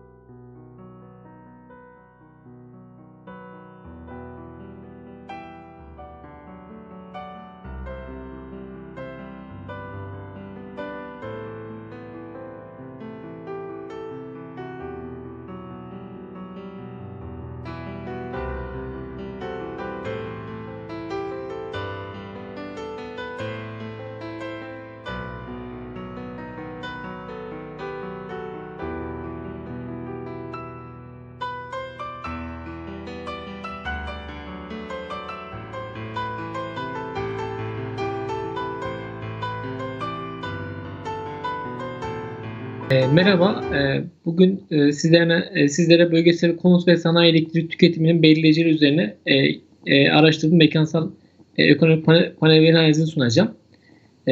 Bu çalışmamın amacında ben Türkiye'de düzey 2 bölgelerinin konut ve sanayi elektrik tüketiminde etkili olan sosyoekonomik unsurları mekansal ekonometrik yöntemlerle tespit etmeye amaçladım. Bu araştırmada Türkiye'de konut ve sanayi elektrik tüketiminin sosyoekonomik belirleyicileri 2007 ve 2018 dönemi için 26 düzey 2 bölgesi örneğinde analiz edilmektedir. Şurada araştırmanın 2018 yılından sonraki verilerine ulaşılamamasından dolayı bu da bir yanlış olmuş, kusura bakmayın. Araştırmada bölgesel kişi başı gayri safi yurt dışı hasılanın 2018 yılından sonraki verilere ulaşamamasından dolayı araştırmanın bitiş dönemi 2018 olarak belirlenirken elektrik fiyatının TÜİK tarafından yayınlanan elektrik fiyatının, bölgesel elektrik fiyatlarının 2007 yılından önceki verilere ulaşamamasından dolayı araştırmanın başlangıç yılı 2007 olarak belirlenmiştir. 2007-2018 dönemi panel verilerinin kullanıldığı araştırmada mekansal ekonometrik yöntemlerde madde programından faydalanılmıştır. Bu araştırmayla literatüre iki farklı açıdan katkı yapması beklenmektedir. Bu araştırmanın ilk katkısı, yani yapması beklenen ilk katkısı, Türkiye'de daha önce konut ve sanayi elektrik tüketiminin belirleyeceğine, bölgesel konut ve sanayi elektrik tüketiminin belirleyeceğine yönelik bir araştırma yer almamaktadır. Bölgesel anlamda tek araştırma toplam elektrik tüketimini belirleyeceğine yönelik yapılmıştır. Ve düzey 2 verilerinin yönelik kullanıldığı, yani düzey 2 verilerine yönelik kullanılan ilk çalışmadır. Ayrıca önceki çalışmada Türkiye'deki bölgesel elektrik tüketim belirleyeceğine yönelik bölgesel elektrik tüketiminin belirleyeceğine yönelik yapılan çalışmada Elektrik fiyatı dahil edilmemişken bu çalışmada elektrik fiyatı da dahil edilerek incelenmiştir. Araştırmada iki farklı model kullanmıştır. Çünkü ilk model bölgesel konut elektrik tüketiminin sosyoekonomik belirleyicilerine yönelikken ikinci model bölgesel sanayi elektrik tüketiminin belirleyicilerine yöneliktir. İlk ve ikinci model arasındaki tek fark birinci modelde bölgesel konut elektrik tüketiminin belirleyicilerine bölgesel kişi başına gelir, bölgesel elektrik tüketimi fiyatı, bölgesel nüfus, bölgesel kentleşme düzeninde incelerken ikinci modelde bölgesel sanayi elektrik tüketimini bu değişkenlerin yanı sıra bölgesel sanayileşme düzeyi de eklenerek incelenmiştir.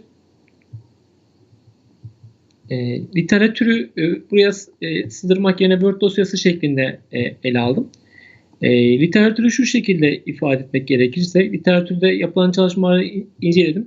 Literatürde genellikle kullanılan değişkenlere bakıldığında, kullanılan mekansal anlamda kullanılan değişkenlere bakıldığında kişi başına gelirin, elektrik tüketiminin, hane halkı gelirin, nüfusun, hane halkı büyüğünün, gaz etkinliğinin falan yer aldığını görüyoruz. Ben sıcak ve soğuk gün sayısına özellikle Gomez'in bu çalışmasında mekansal yaptığı bu çalışmaya referans aldım. Sıcak ve soğuk gün sayısına bölgesel anlamda erişemedim. Gaz etkinliği de verilere erişemediğim için geri kalan değişkenleri kullandım. Türkiye'de daha önce yer alan çalışma ise bölgesel anlamda Akarsu'nun çalışması. Akarsu 2017 yılında Türkiye'nin düzey 3 yani şehir düzeyindeki verilenen Türkiye'nin düzey 2 verilerine üzerine gitmiş. Akarsu'nun kullandığı değişkenlere baktığımda Akarsu'nun kullandığı değişkenlerde elektrik toplam ve sektörel elektrik tüketimi, nüfus, gelir, kent nüfusu, yüzey alanı, bölgesel tüketici indeksi, ortalama sıcaklık ölçümü. Burada elektrik fiyatının yer almadığı görülüyor. Ben bu çalışmaya ilk olarak elektrik fiyatını ve burada toplam elektrik tüketimini incelerken ben konut elektrik tüketimi ve sanayi elektrik tüketimini ele alıyorum. Literatürde yapılan çalışmalarda genellikle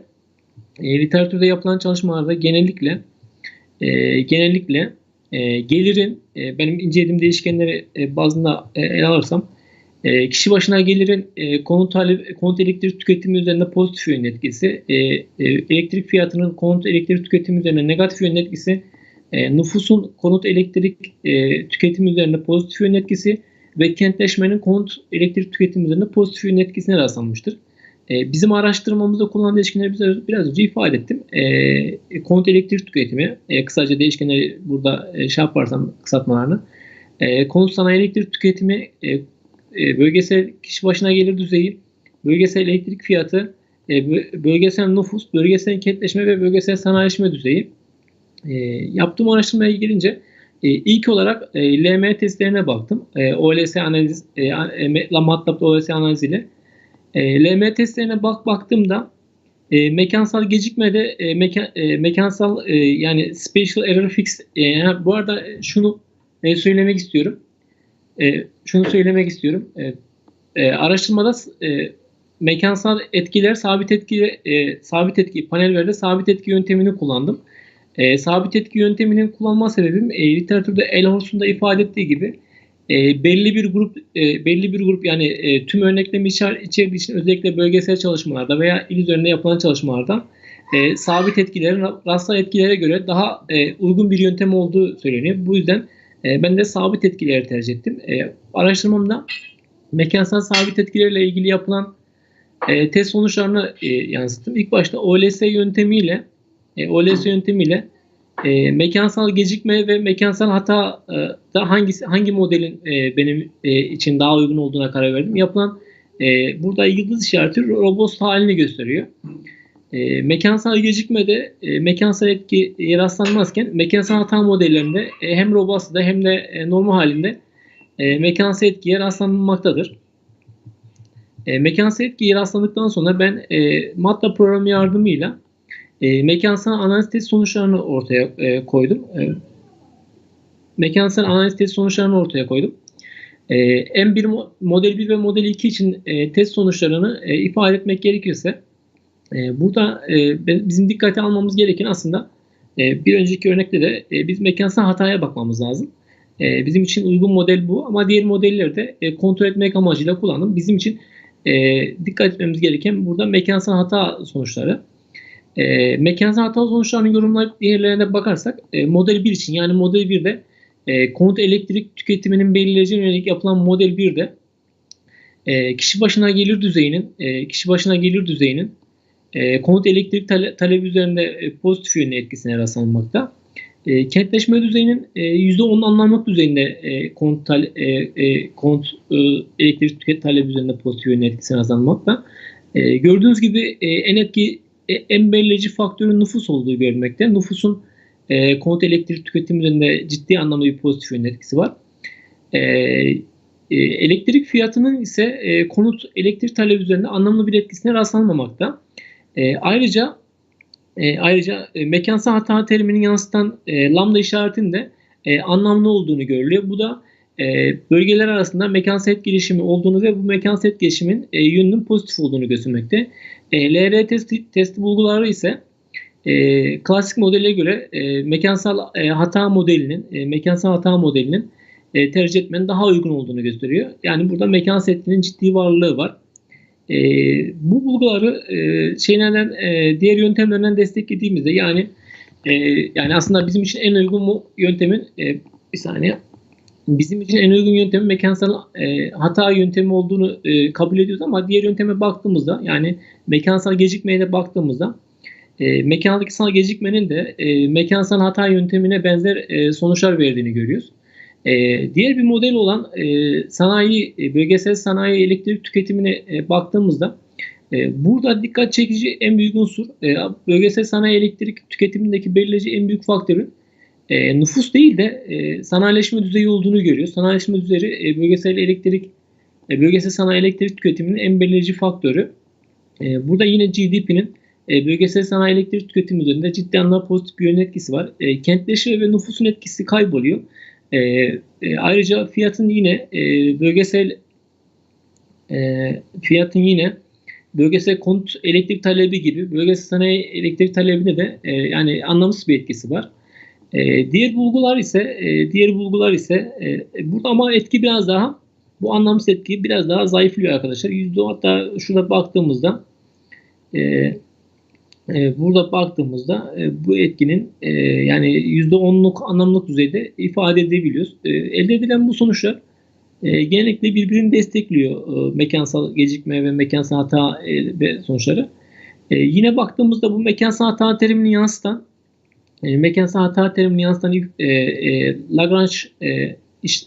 Lagrange'da bölge arasında mekansal etkileşimin olduğunu ve bu etkinin bölge arasında pozitif yönlü olduğunu yani bu etkinin yönünün pozitif yönlü olduğunu gösteriyor. Buradan şu sonuca çıkabiliriz. Literatürdeki yapılan çalışmalara bakarak literatürdeki genel eğilime benzer olarak biz de bölgesel elektrik tüketimini belirleyici olarak bölgesel kişi başı gelir, kentleşme, nüfus bulduk. Ancak bizim yani burada etkiler yani nüfusun kentleşmenin ve bölgesel kişi başı gelirin pozitif yönlüsü literatürdeki sonuçlarla tutarlı. Tek tutarlı olmayan sonuç yani bizde literatürde bölgesel elektrik fiyatının bölgesel konut elektrik talebi üzerine negatif yönlü etkisi varken biz bu etkiyi bulamadık. Yani bu etkinin anlamsız olduğunu gördük. Literatürdeki sanayi elektrik talebine yine yani bölgesel literatürle bulduğumuz sonuçlar tamamen uyumlu. Tek uyumlu olmayan yön yine bölgesel elektrik fiyatı. Burada bölgesel elektrik fiyatını yine anlamsız bulduk. Burada bakıldığında Türkiye için bölgesel konut elektrik talebi ve bölgesel sanayi talebi arasındaki önemli farkın endüstrili sanayileşme seviyesi olduğunu görüyoruz. Sanayileşme konut talebinde bölgesel konut elektrik talebinde en belirleyici faktör bölgesel nüfus iken bölgesel sanayi elektrik talebinde en belirleyici faktörün bölgesel sanayileşme düzeyi olduğunu görüyoruz. Sonuçlara bakıldığında biraz önce ifade ettiğimiz gibi LM test sonuçlarına göre sabit etkiler mekansal hata modeline göre değişken arasında mekansal etki varlığı tespit edilmiştir. LR test sonuçları H0 hipotezinin reddedildiğini ve mekansal hata modelinin klasik modele göre kullanılmasının daha uygun olduğunu göstermekte. Bulguları biraz önce ifade ettik. Bulgulara göre bulgulara göre yani biz burada %5 anlamlık düzeyinde bakıyorum ben. Bulgulara göre kişi başına %5 anlamlık düzeyinde bulgulara göre kişi başına düşen gelir ve nüfusun konut elektriği üzerinde pozitif yönlü etkisi varken kentleşme ve elektrik fiyatının konut elektrik talebi üzerinde anlamlı etkisi tespit edilememiştir. Bulgular kişi başına gelir ve sanayileşme düzeyinin ayrıca bulgular kişi başına gelir ve sanayileşme düzeyinin sanayi elektrik tüketimi üzerinde artırıcı etkisini işaret etmektedir. Ayrıca bulgulara göre konut elektrik tüketiminde önemli rol oynayan nüfusun yanı sıra kentleşme ve elektrik fiyatının bölgesel sanayi elektrik tüketiminde anlamsız bir etkisi yoktur diyor. Burada benden sonraki araştırmacılara benden sonraki araştırmacılara sunacağım öneri şu şekildedir. Konut ve sanayi elektrik talebinin sosyoekonomik belirleyici üzerine daha geniş, daha kapsamlı bir araştırma önerebilirim. Ben düzey 2 bazda yani düzey 2 bölge örneklemini seçtim. Düzey 3 örneklemini seçerek de daha detaylı bir örneklem sunabilir. Ayrıca benim kullandığım veri seti 2007-2018 içeriyor. Daha geniş veri setleriyle daha farklı bakış açısı geliştirilebilir. Ayrıca bu araştırmada bazı verilere erişemedim. Bu verilere erişemedim. Yani aslında ilerleyen zamanlarda daha da erişerek bu araştırmayı farklı bir boyuta sunabilirim. Erişilmesi beklenen ortalama sıcaklık değeri, soğuk ve sıcak gün sayısı ve gaz fiyatına eriştirildiğinde modele eklenen bu değişkenlerle araştırma daha farklı bir boyut kazanabilir. Dinlediğiniz için çok teşekkür ederim. Herhangi bir soru veya önerisi olan varsa ekliyorum. Teşekkür ederim.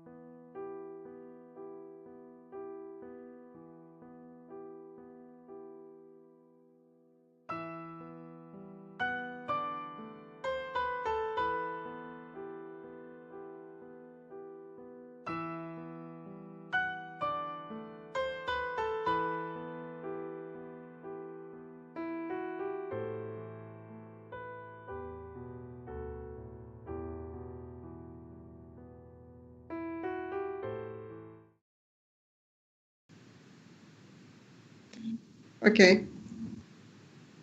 Dear Professor, let's start with you then. Dear participants, we finalize our International Conference of Energy, Economy and Security, ENSCON, after a rigorous scientific evaluation among the valuable or remarkable scientific papers from all over the world, very qualified universities. Approximately 40 works were accepted and presented at ENSCON. These papers will have the opportunity to be published in the very qualified and Social Science Citation Index, Journal of Environmental Management Special Issue, and Resource Policy journals, again after blind peer review. We are honored for the fact that despite the negative effects of pandemics are still being felt heavily on a global scale, many quality papers have been sent our ENSCON, even though it was casted online. It is a clear indication of international reputation of ENSCON. Hopefully, we can organize our conference physically next year. I would like to express my gratitude to esteemed colleagues Ayfer Gedikli, Muhammed Shahbaz, and Muhammed Ali Nasser, who contributed to organization of ENSCON. I would also like to thank our assistants, Hande Çalışkan and Cihan Yavuz Taş, who supported on computer in broadcasting the conference. See you in Istanbul next year. Goodbye. Değerli bilim insanları, baylar bayanlar, değerli katılımcılar, yıllardır büyük bir emek ve özveriyle sürdürmekte olduğumuz Uluslararası Enerji, Ekonomi ve Güvenlik Kongremizi bir kez daha büyük bir onurla tamamlamış bulunmaktayız. Konferansımızın pandemi döneminde yapılıp yapamaması konusunda bir takım çekincelerimiz söz konusu oldu. Acaba yapsak mı yapmasak mı? Katılım olur mu? Ya da online ortamın sıkıntılarına rağmen yapma şansımız olur mu diye kaygı duyarken kongremize büyük emekler sarf etmiş değerli meslektaşım, kıymetli dostum, Doçent Doktor Ayfer Gedikli hanımefendiyle bir kez daha yola çıkmanın ve kervan yolda düzülür felsefesinin ne kadar işe yaradığını gördük. Yine değerli dostlarımız Muhammed Şahbaz ve Muhammed Ali Nasır kardeşlerimiz de bu heyecanımıza, bu coşkumuza ortak olmaya çalıştılar ve ortak da oldular. Son derece mütevazi, son derece dar imkanlarla, tamamen kendi bireysel imkanlarımızda, kendi dar çerçevedeki arkadaşlarımızla çok inanılmaz bir emek vererek, inanılmaz bir yoğun bir emek vererek ama arkamızda çok sayıda kurumun, kuruluşun, üniversitenin, burada adını anamayacağım sayıda, çok sayıda değerli hocamız, değerli bilim insanımız, değerli rektörlerimiz, değerli dekanlarımız, değerli hocalarımız, asistanlarımız, çok sayıda insan gerçekten ciddi emeği vardır.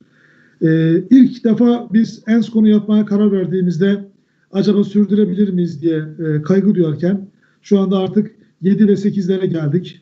İnşallah 10 varışını da aşacağız.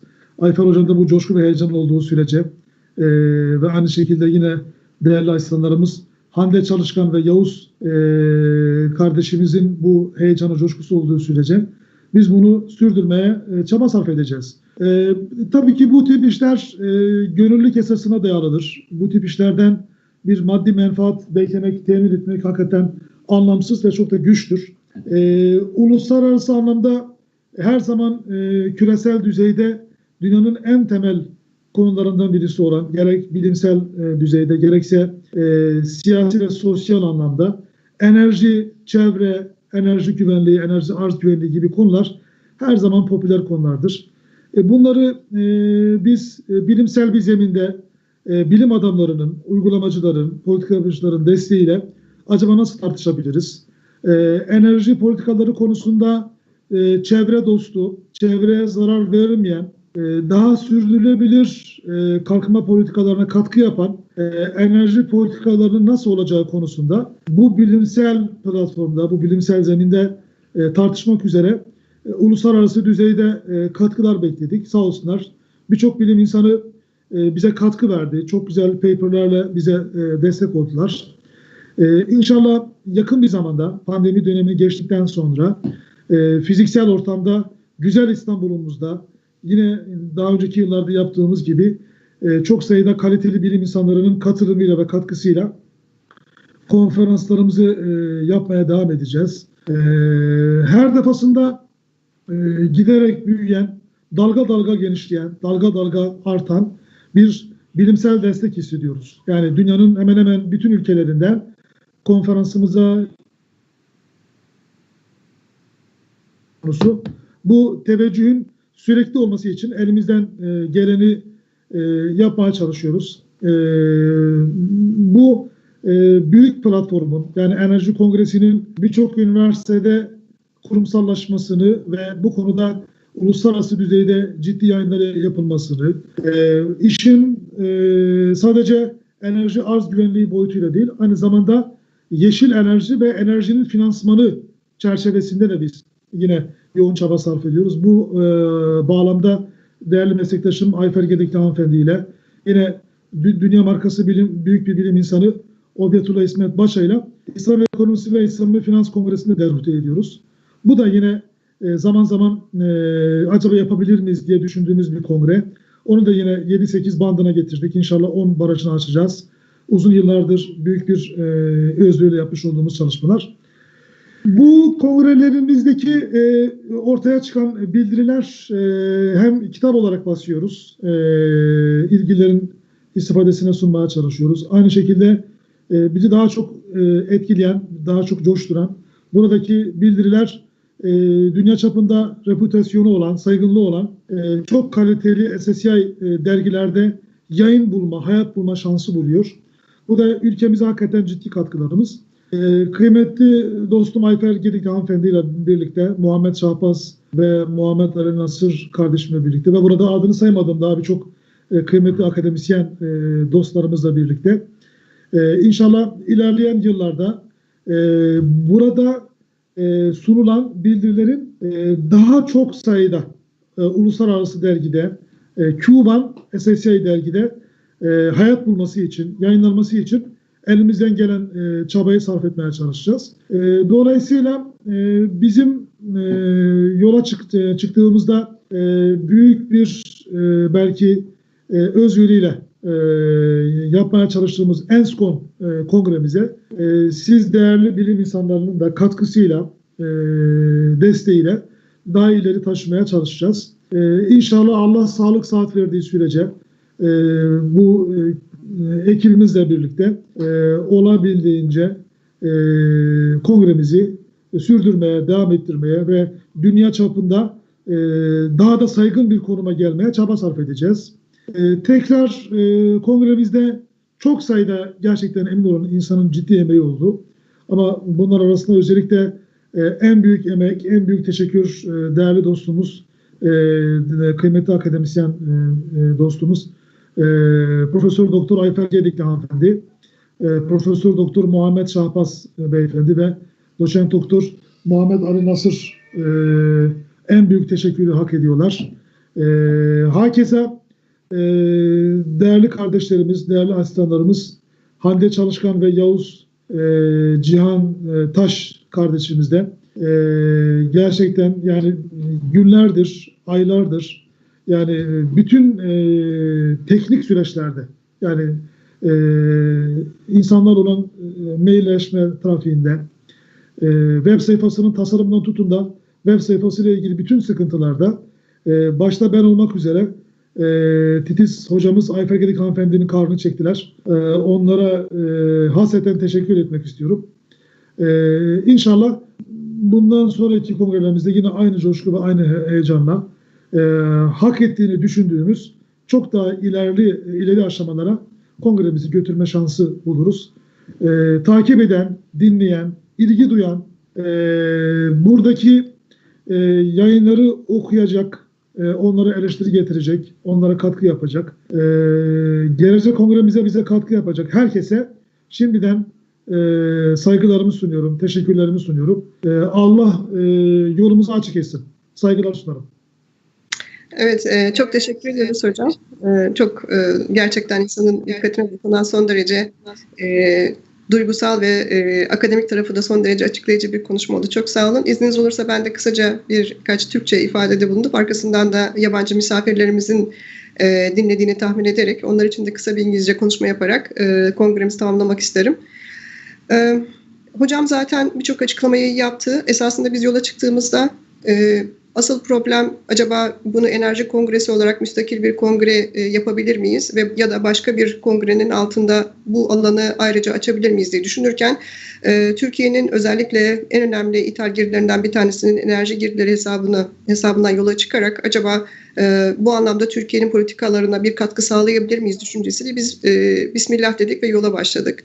Kongrenin açıkçası ilk defa çıkış noktası buydu. Çünkü bugüne kadarki ya da ENSCON kongresine kadar olan birçok çalışmayı biz uluslararası düzeyde ya da Türkiye'de yapılan çalışmaları takip ettiğimizde daha ağırlıklı olarak devletler düzeyinde ve çok üst düzey kurumlar tarafından yapılan, birkaç yılda bir yapılan kongreler niteliğindeydi. Bunu tamamen akademik kaygılarla ve bilimsel bir çerçevede üniversite öğretim üyelerinin ve ağırlıklı olarak ama bunun yanında bürokrasinin de içinde olabileceği bir platforma taşınmak noktasındaki öngörümüzle yola çıktık ve Allah'a şükürler olsun ENSCON Kongresi bu anlamda zannediyorum 7.'sini organize ettik bu yıl. Çok güçlü bir reputasyona sahip oldu ve küresel ölçekte çok ciddi karşılığı olan, dünyanın her yerinden takip edilen ve dünyanın birçok çok üst düzey kaliteli üniversitesinden kaliteli paperların gönderildiği ve sürekli olarak takvimi takip edilen bir kongre noktasına geldi. Rabbim bizleri utandırmadı. İnşallah daha güzel çalışmaları beraberce yapma şansımız olacak. Hocamın arz ettiği gibi bu yıl yine çok sayıda kongremize çok sayıda paper geldi. Bunlar arasından çok kaliteli olanlar özellikle seçilerek seçici bir yaklaşımla 40 kadar paper özellikle aralarından seçildi ve bunların sunulması tercih edildi. Çünkü kongrede yayın imkanları çok güçlü olduğu için çok sayıda gelen talep arasında bunların da özellikle tekrar dergilere gönderilmesi hususunda çok seçici davranmamız gerekiyordu. Bu çerçevede akademik katkılarından dolayı ben her şeyden önce Profesör Doktor Berin Tansel hanımefendiye ve Profesör Doktor Gary Campbell hocalarımıza olağanüstü katkılarından dolayı çok teşekkür etmek istiyorum. Çünkü onların başında olduğu iki büyük dergi, küresel ölçekte ve çok yüksek reputasyonu olan bu dergiler ciddi anlamda kaliteli paperların gelmesi konusunda önemli bir vesile oldu. Bu iki hocamızın dergileri, her iki dergide her zaman bizim kongrelerimizde var olan ve bizim çalışmalarımızın akademik değerinden yola çıkarak o anlamda dergilerini partner yapmaktan çekinmemeleri dolayısıyla özellikle katkı sağlayan iki değerli bilim insanı oldukları için onlara hasreten teşekkür etmek istiyorum. Çok mütevazı bir kadroyla uzun zamandan beri çalışıyoruz ama tabii hocamın az önce söylediği gibi gerçekten pandemi bizim hayatımızı bütün kademelerini her noktasını mahvettiği gibi ya da olağanüstü etkiler yarattığı gibi öyle diyelim. Kongreler konusunda da çok ciddi bir yol ayrımına gelmemize sebep oldu. Bizim çalışmalarımızı yakından takip eden meslektaşlarımız bilirler. Biz pandeminin ilk başladığı dönemde karantinayla beraber ilk olarak Covid Kongresi'ni organize etmeyi düşündük ve dünyada ilk online Covid Kongresi'ni organize ederek herhalde zannediyorum bir bilimsel olan anlamda bir literatüre girme şansımız oldu. Rabbim bizlere kısmet etti.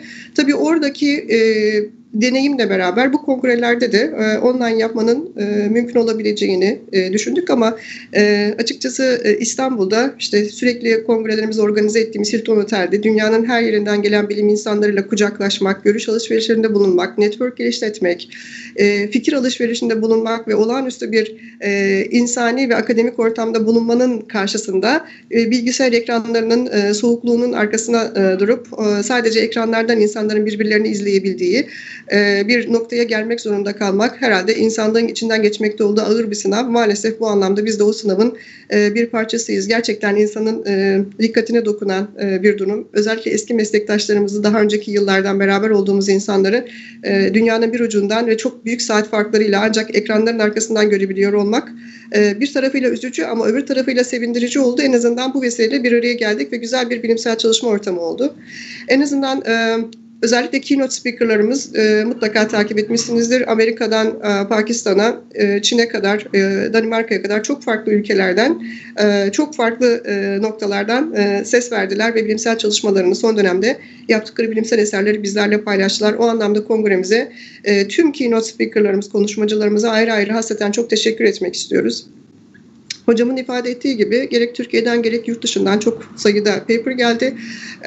Bütün gönderen meslektaşlarımıza, akademisyenlere, bilim insanlarına her seviyeden, gencinden yaşlısına kadar her birisine özellikle çok çok teşekkür etmek istiyoruz ve inşallah bundan sonraki kongremizde yüz yüze bir araya gelerek hem akademik olarak hem insani olarak daha fazla şeyleri paylaşma imkanımız olacak diye ümit ediyoruz. Konuşmamın sonunda ben de kısa bir teşekkür ve takdir kısmını ifade etmek isterim. Tabii Profesör Doktor Seyfettin Erdoğan hocamız kongremizin mimarıdır ve fikir babasıdır. Başından sonuna kadar onun olmaması durumunda kongreler asla realize olamazdı. O yüzden onun varlığı her şeyden önce çok çok kıymetli. Kendisine hem hocam olduğu için hem meslektaşım olduğu için özel teşekkürlerimi, takdirlerimi ve hayranlığımı ifade etmek isterim. Olağanüstü bir akademisyen, olağanüstü motive eden çok güçlü bir karakter. Her zaman müthiş desteğini hissettik. Onun yanında kongreyi uluslararası açma konusunda büyük çabalarından dolayı Profesör Doktor Muhammed Şahbaz ve Doçent Doktor Muhammed Ali Nasır hocalarımızın da yurt dışındaki katkılarını ve bilimsel çalışmamızın olağanüstü bir şekilde duyurulması konusundaki desteklerini hiçbir zaman unutamayız. Onlara ayrıca hasreten çok çok teşekkür etmek istiyorum.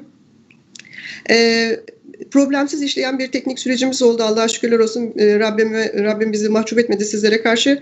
Ama bu desteğin bir taraftan gerçekleşmesi için Hande hanımefendi, Hande Çalışkan asistanımız ve Cihan Yavuztaş asistanımız her ikisi de müthiş bir çabayla gece gündüz olağanüstü katkılar ve çabalar göstererek bu kongrenin sorunsuz olarak sizlere ulaşması konusunda çabalar sarf ettiler.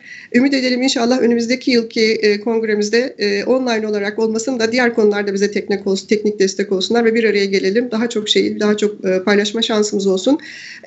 Kongrede sunulan paperların tamamı ISBN numarası alınmış abstract book'larda ve Proceeding Book'ta yayınlanma imkanı olacak zaten. Ayrıca dediğimiz gibi seçili eserler hakem değerlendirmesinden geçtikten sonra bu ortak paydaş olduğumuz dergilerde de yayınlanma imkanına kavuşacaklar. Bu anlamda bilimsel büyük bir katkı ve literatüre de önemli bir katkı olacağını düşündüğümüz önemli çalışmaların da olduğunu ifade etmek isteriz. Kongrede konu başlığı bilhassa COVID'in enerji, çevre ve diğer alanlardaki etkileri üzerineydi. O anlamda ortaya atılan görüşler, yayınlanan eserlerin de süreç içerisinde politika yapıcılarına kıymetli katkılar sağlayacağına dair inancımız var. İnşallah her şey gönlümüzce olur. İnşallah sağlıkla, sıhhatle bundan sonraki dönemlerde bilimsel çalışmalarımızı arttırma ve bundan sonraki kongremizde çok daha pozitif anlamda bir araya gelme şansımız olur diyorum. Sözü daha fazla uzatmadan isterseniz kısa bir İngilizce konuşmasıyla kapatalım. Çok çok teşekkür ediyorum tekrar. Okay. Dear ladies and gentlemen, dear participants, dear researchers, dear friends, dear colleagues, and all our beloved ones, thank you very much for your great contribution to our conference. Without your participation, the conference would not be that qualified. And I know that from all over the world, from Australia to Canada, from China to United States, we had many participants and many audience following this conference. And I thank you very much for your great support, because without your great support, the conference became international, the ENSCON became more qualified, and we would like to express my special thanks to Professor Berin Tansel and Professor Gary Campbell for your great support with the academic journals. And also, thank you very much again for my colleagues, Professor Dr. Seyfettin Erdoğan and Professor Dr. Muhammed Şahbaz and Professor Dr. Muhammed Ali Nasır. And with their great support, the conference became more international and more qualified. And I know that there are very qualified papers came to the conference related to energy policies, international energy, environmental policies, and what we should be done under the effects of COVID-19 pandemic. All the outputs of the papers will be a very qualified source of the policymakers, and inshallah, hopefully, and we could participate, and we could add some more papers to the literature. And unfortunately, we couldn't come together. We couldn't see each other. We couldn't hug each other. It was such a sorrowing thing for all of us, for humanity. But inshallah, for the next one, in 2021 ENSCON conference, we can come together in Istanbul. We can hug each other. We can discuss new academic and scientific issues, and it will be far better. Even though under this very poor conditions of situation, and there were a great demand, great interest to our conference. There were were plenty of papers, and we had to select some of the very qualified ones. And almost 35 to 40 papers presented in the conference, during the conference, in 2 channels. And all the papers can be, of course, presented to the qualified SSCI journals, GEMA and Resources Policy. Again, there will be blind reviewing processes, and the deserved ones will be published in those journals. But plus, the papers which were presented in the conference will be also published in the abstract book and proceeding book as well, with ISBN numbers. So all these opportunities will be very good, and inshallah for the next conference we will have more possibilities for the publications for the international papers. The more international papers, the more qualified our conference, and then this is a feedback to each other. I know that many people all over the world are following and watching each other, and also us, and thank you very much for their support, and thank you very much for their interest for conference. And hopefully, and inshallah, we'll meet you next year in Istanbul at Hilton Hotel again. Goodbye. Thank you.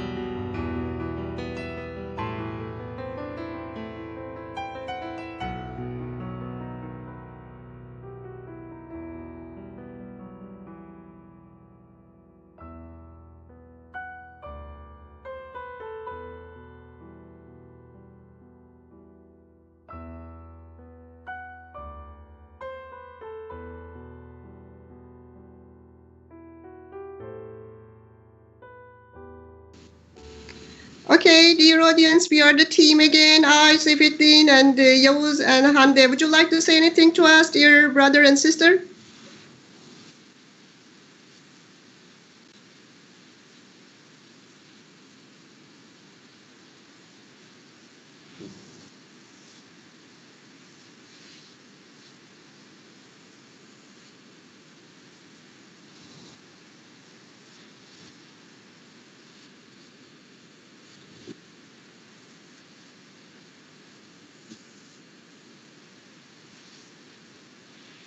İnşallah. İnşallah. Yavuz Bey? Öncelikle ben Hande Hocam'a teşekkür ediyorum. O olmasa açıkçası benim bu şekilde kaliteli bir yayın olamazdı. Ama ondan öncesinde de Seyfettin Hocama, Ayfer Hocama her şey için teşekkür ediyorum. Güzel bir yayında hepiniz için, yardımınız için teşekkür ediyorum. Peki çocuklar, teşekkür ederiz. Değerli hocam? Ben de iki tane genç ve gönüllülük esasına göre çalışan, bizi hiçbir zaman hakikaten böyle yolda bırakmadan, bütün böyle nazımızı çekerek katkı yaptıkları için, yani profesyonelliğin çok da ötesinde gönüllülük esasına dayalı olarak, yani bizim yola çıktığımız bu güzel işimiz için, güzel davamız için bize gönül veren bu iki kardeşimize teşekkür ediyorum. İnşallah Allah ömür verdiği sürece bu çekirdek ekip başta olmak üzere her defasında daha da genişleyerek, daha da büyüyerek çok daha iyi işler yapacağıma olan güvenim sonsuz. Teşekkür ederim. Allah hepimize sağlık, sıhhat ve huzur nasip etsin. İnşallah bir an önce pandemiden kurtulmuş ve yüz yüze fiziksel ortamda kongre yapma, bir araya gelme, buluşma ve konuşma fırsatı nasip etmesi için Yüce Rabbimize dua ediyorum. Kalın sağlıcakla. Görüşmek üzere. Ben son bir şey ilave etmek isterim hocam. Şimdi ekibimiz şu anda her ne kadar teknik ekiple, çekirdek ekip 4 kişi görünse de arka planda ve büyüyen ve gelişen bir ekibimiz var. Özellikle sizin tarafta Erdoğan ailesinden gelen Fatma Erdoğan hanımefendi ve Sayit Erdoğan beyefendinin de inşallah ekibin ilerleyen zamanlarında daha güçlü parçalar olması konusunda benim de inancım tam. Onlardan daha büyük başarılar bekliyoruz. İnşallah artık kareyi 8'e 10'a bölmeye başlayacağız zaman ilerledikçe. Çok teşekkür ediyoruz. İnşallah. Teşekkür ederim. Allah'a emanet olun. Sağlıcakla kalın. Sağ olun.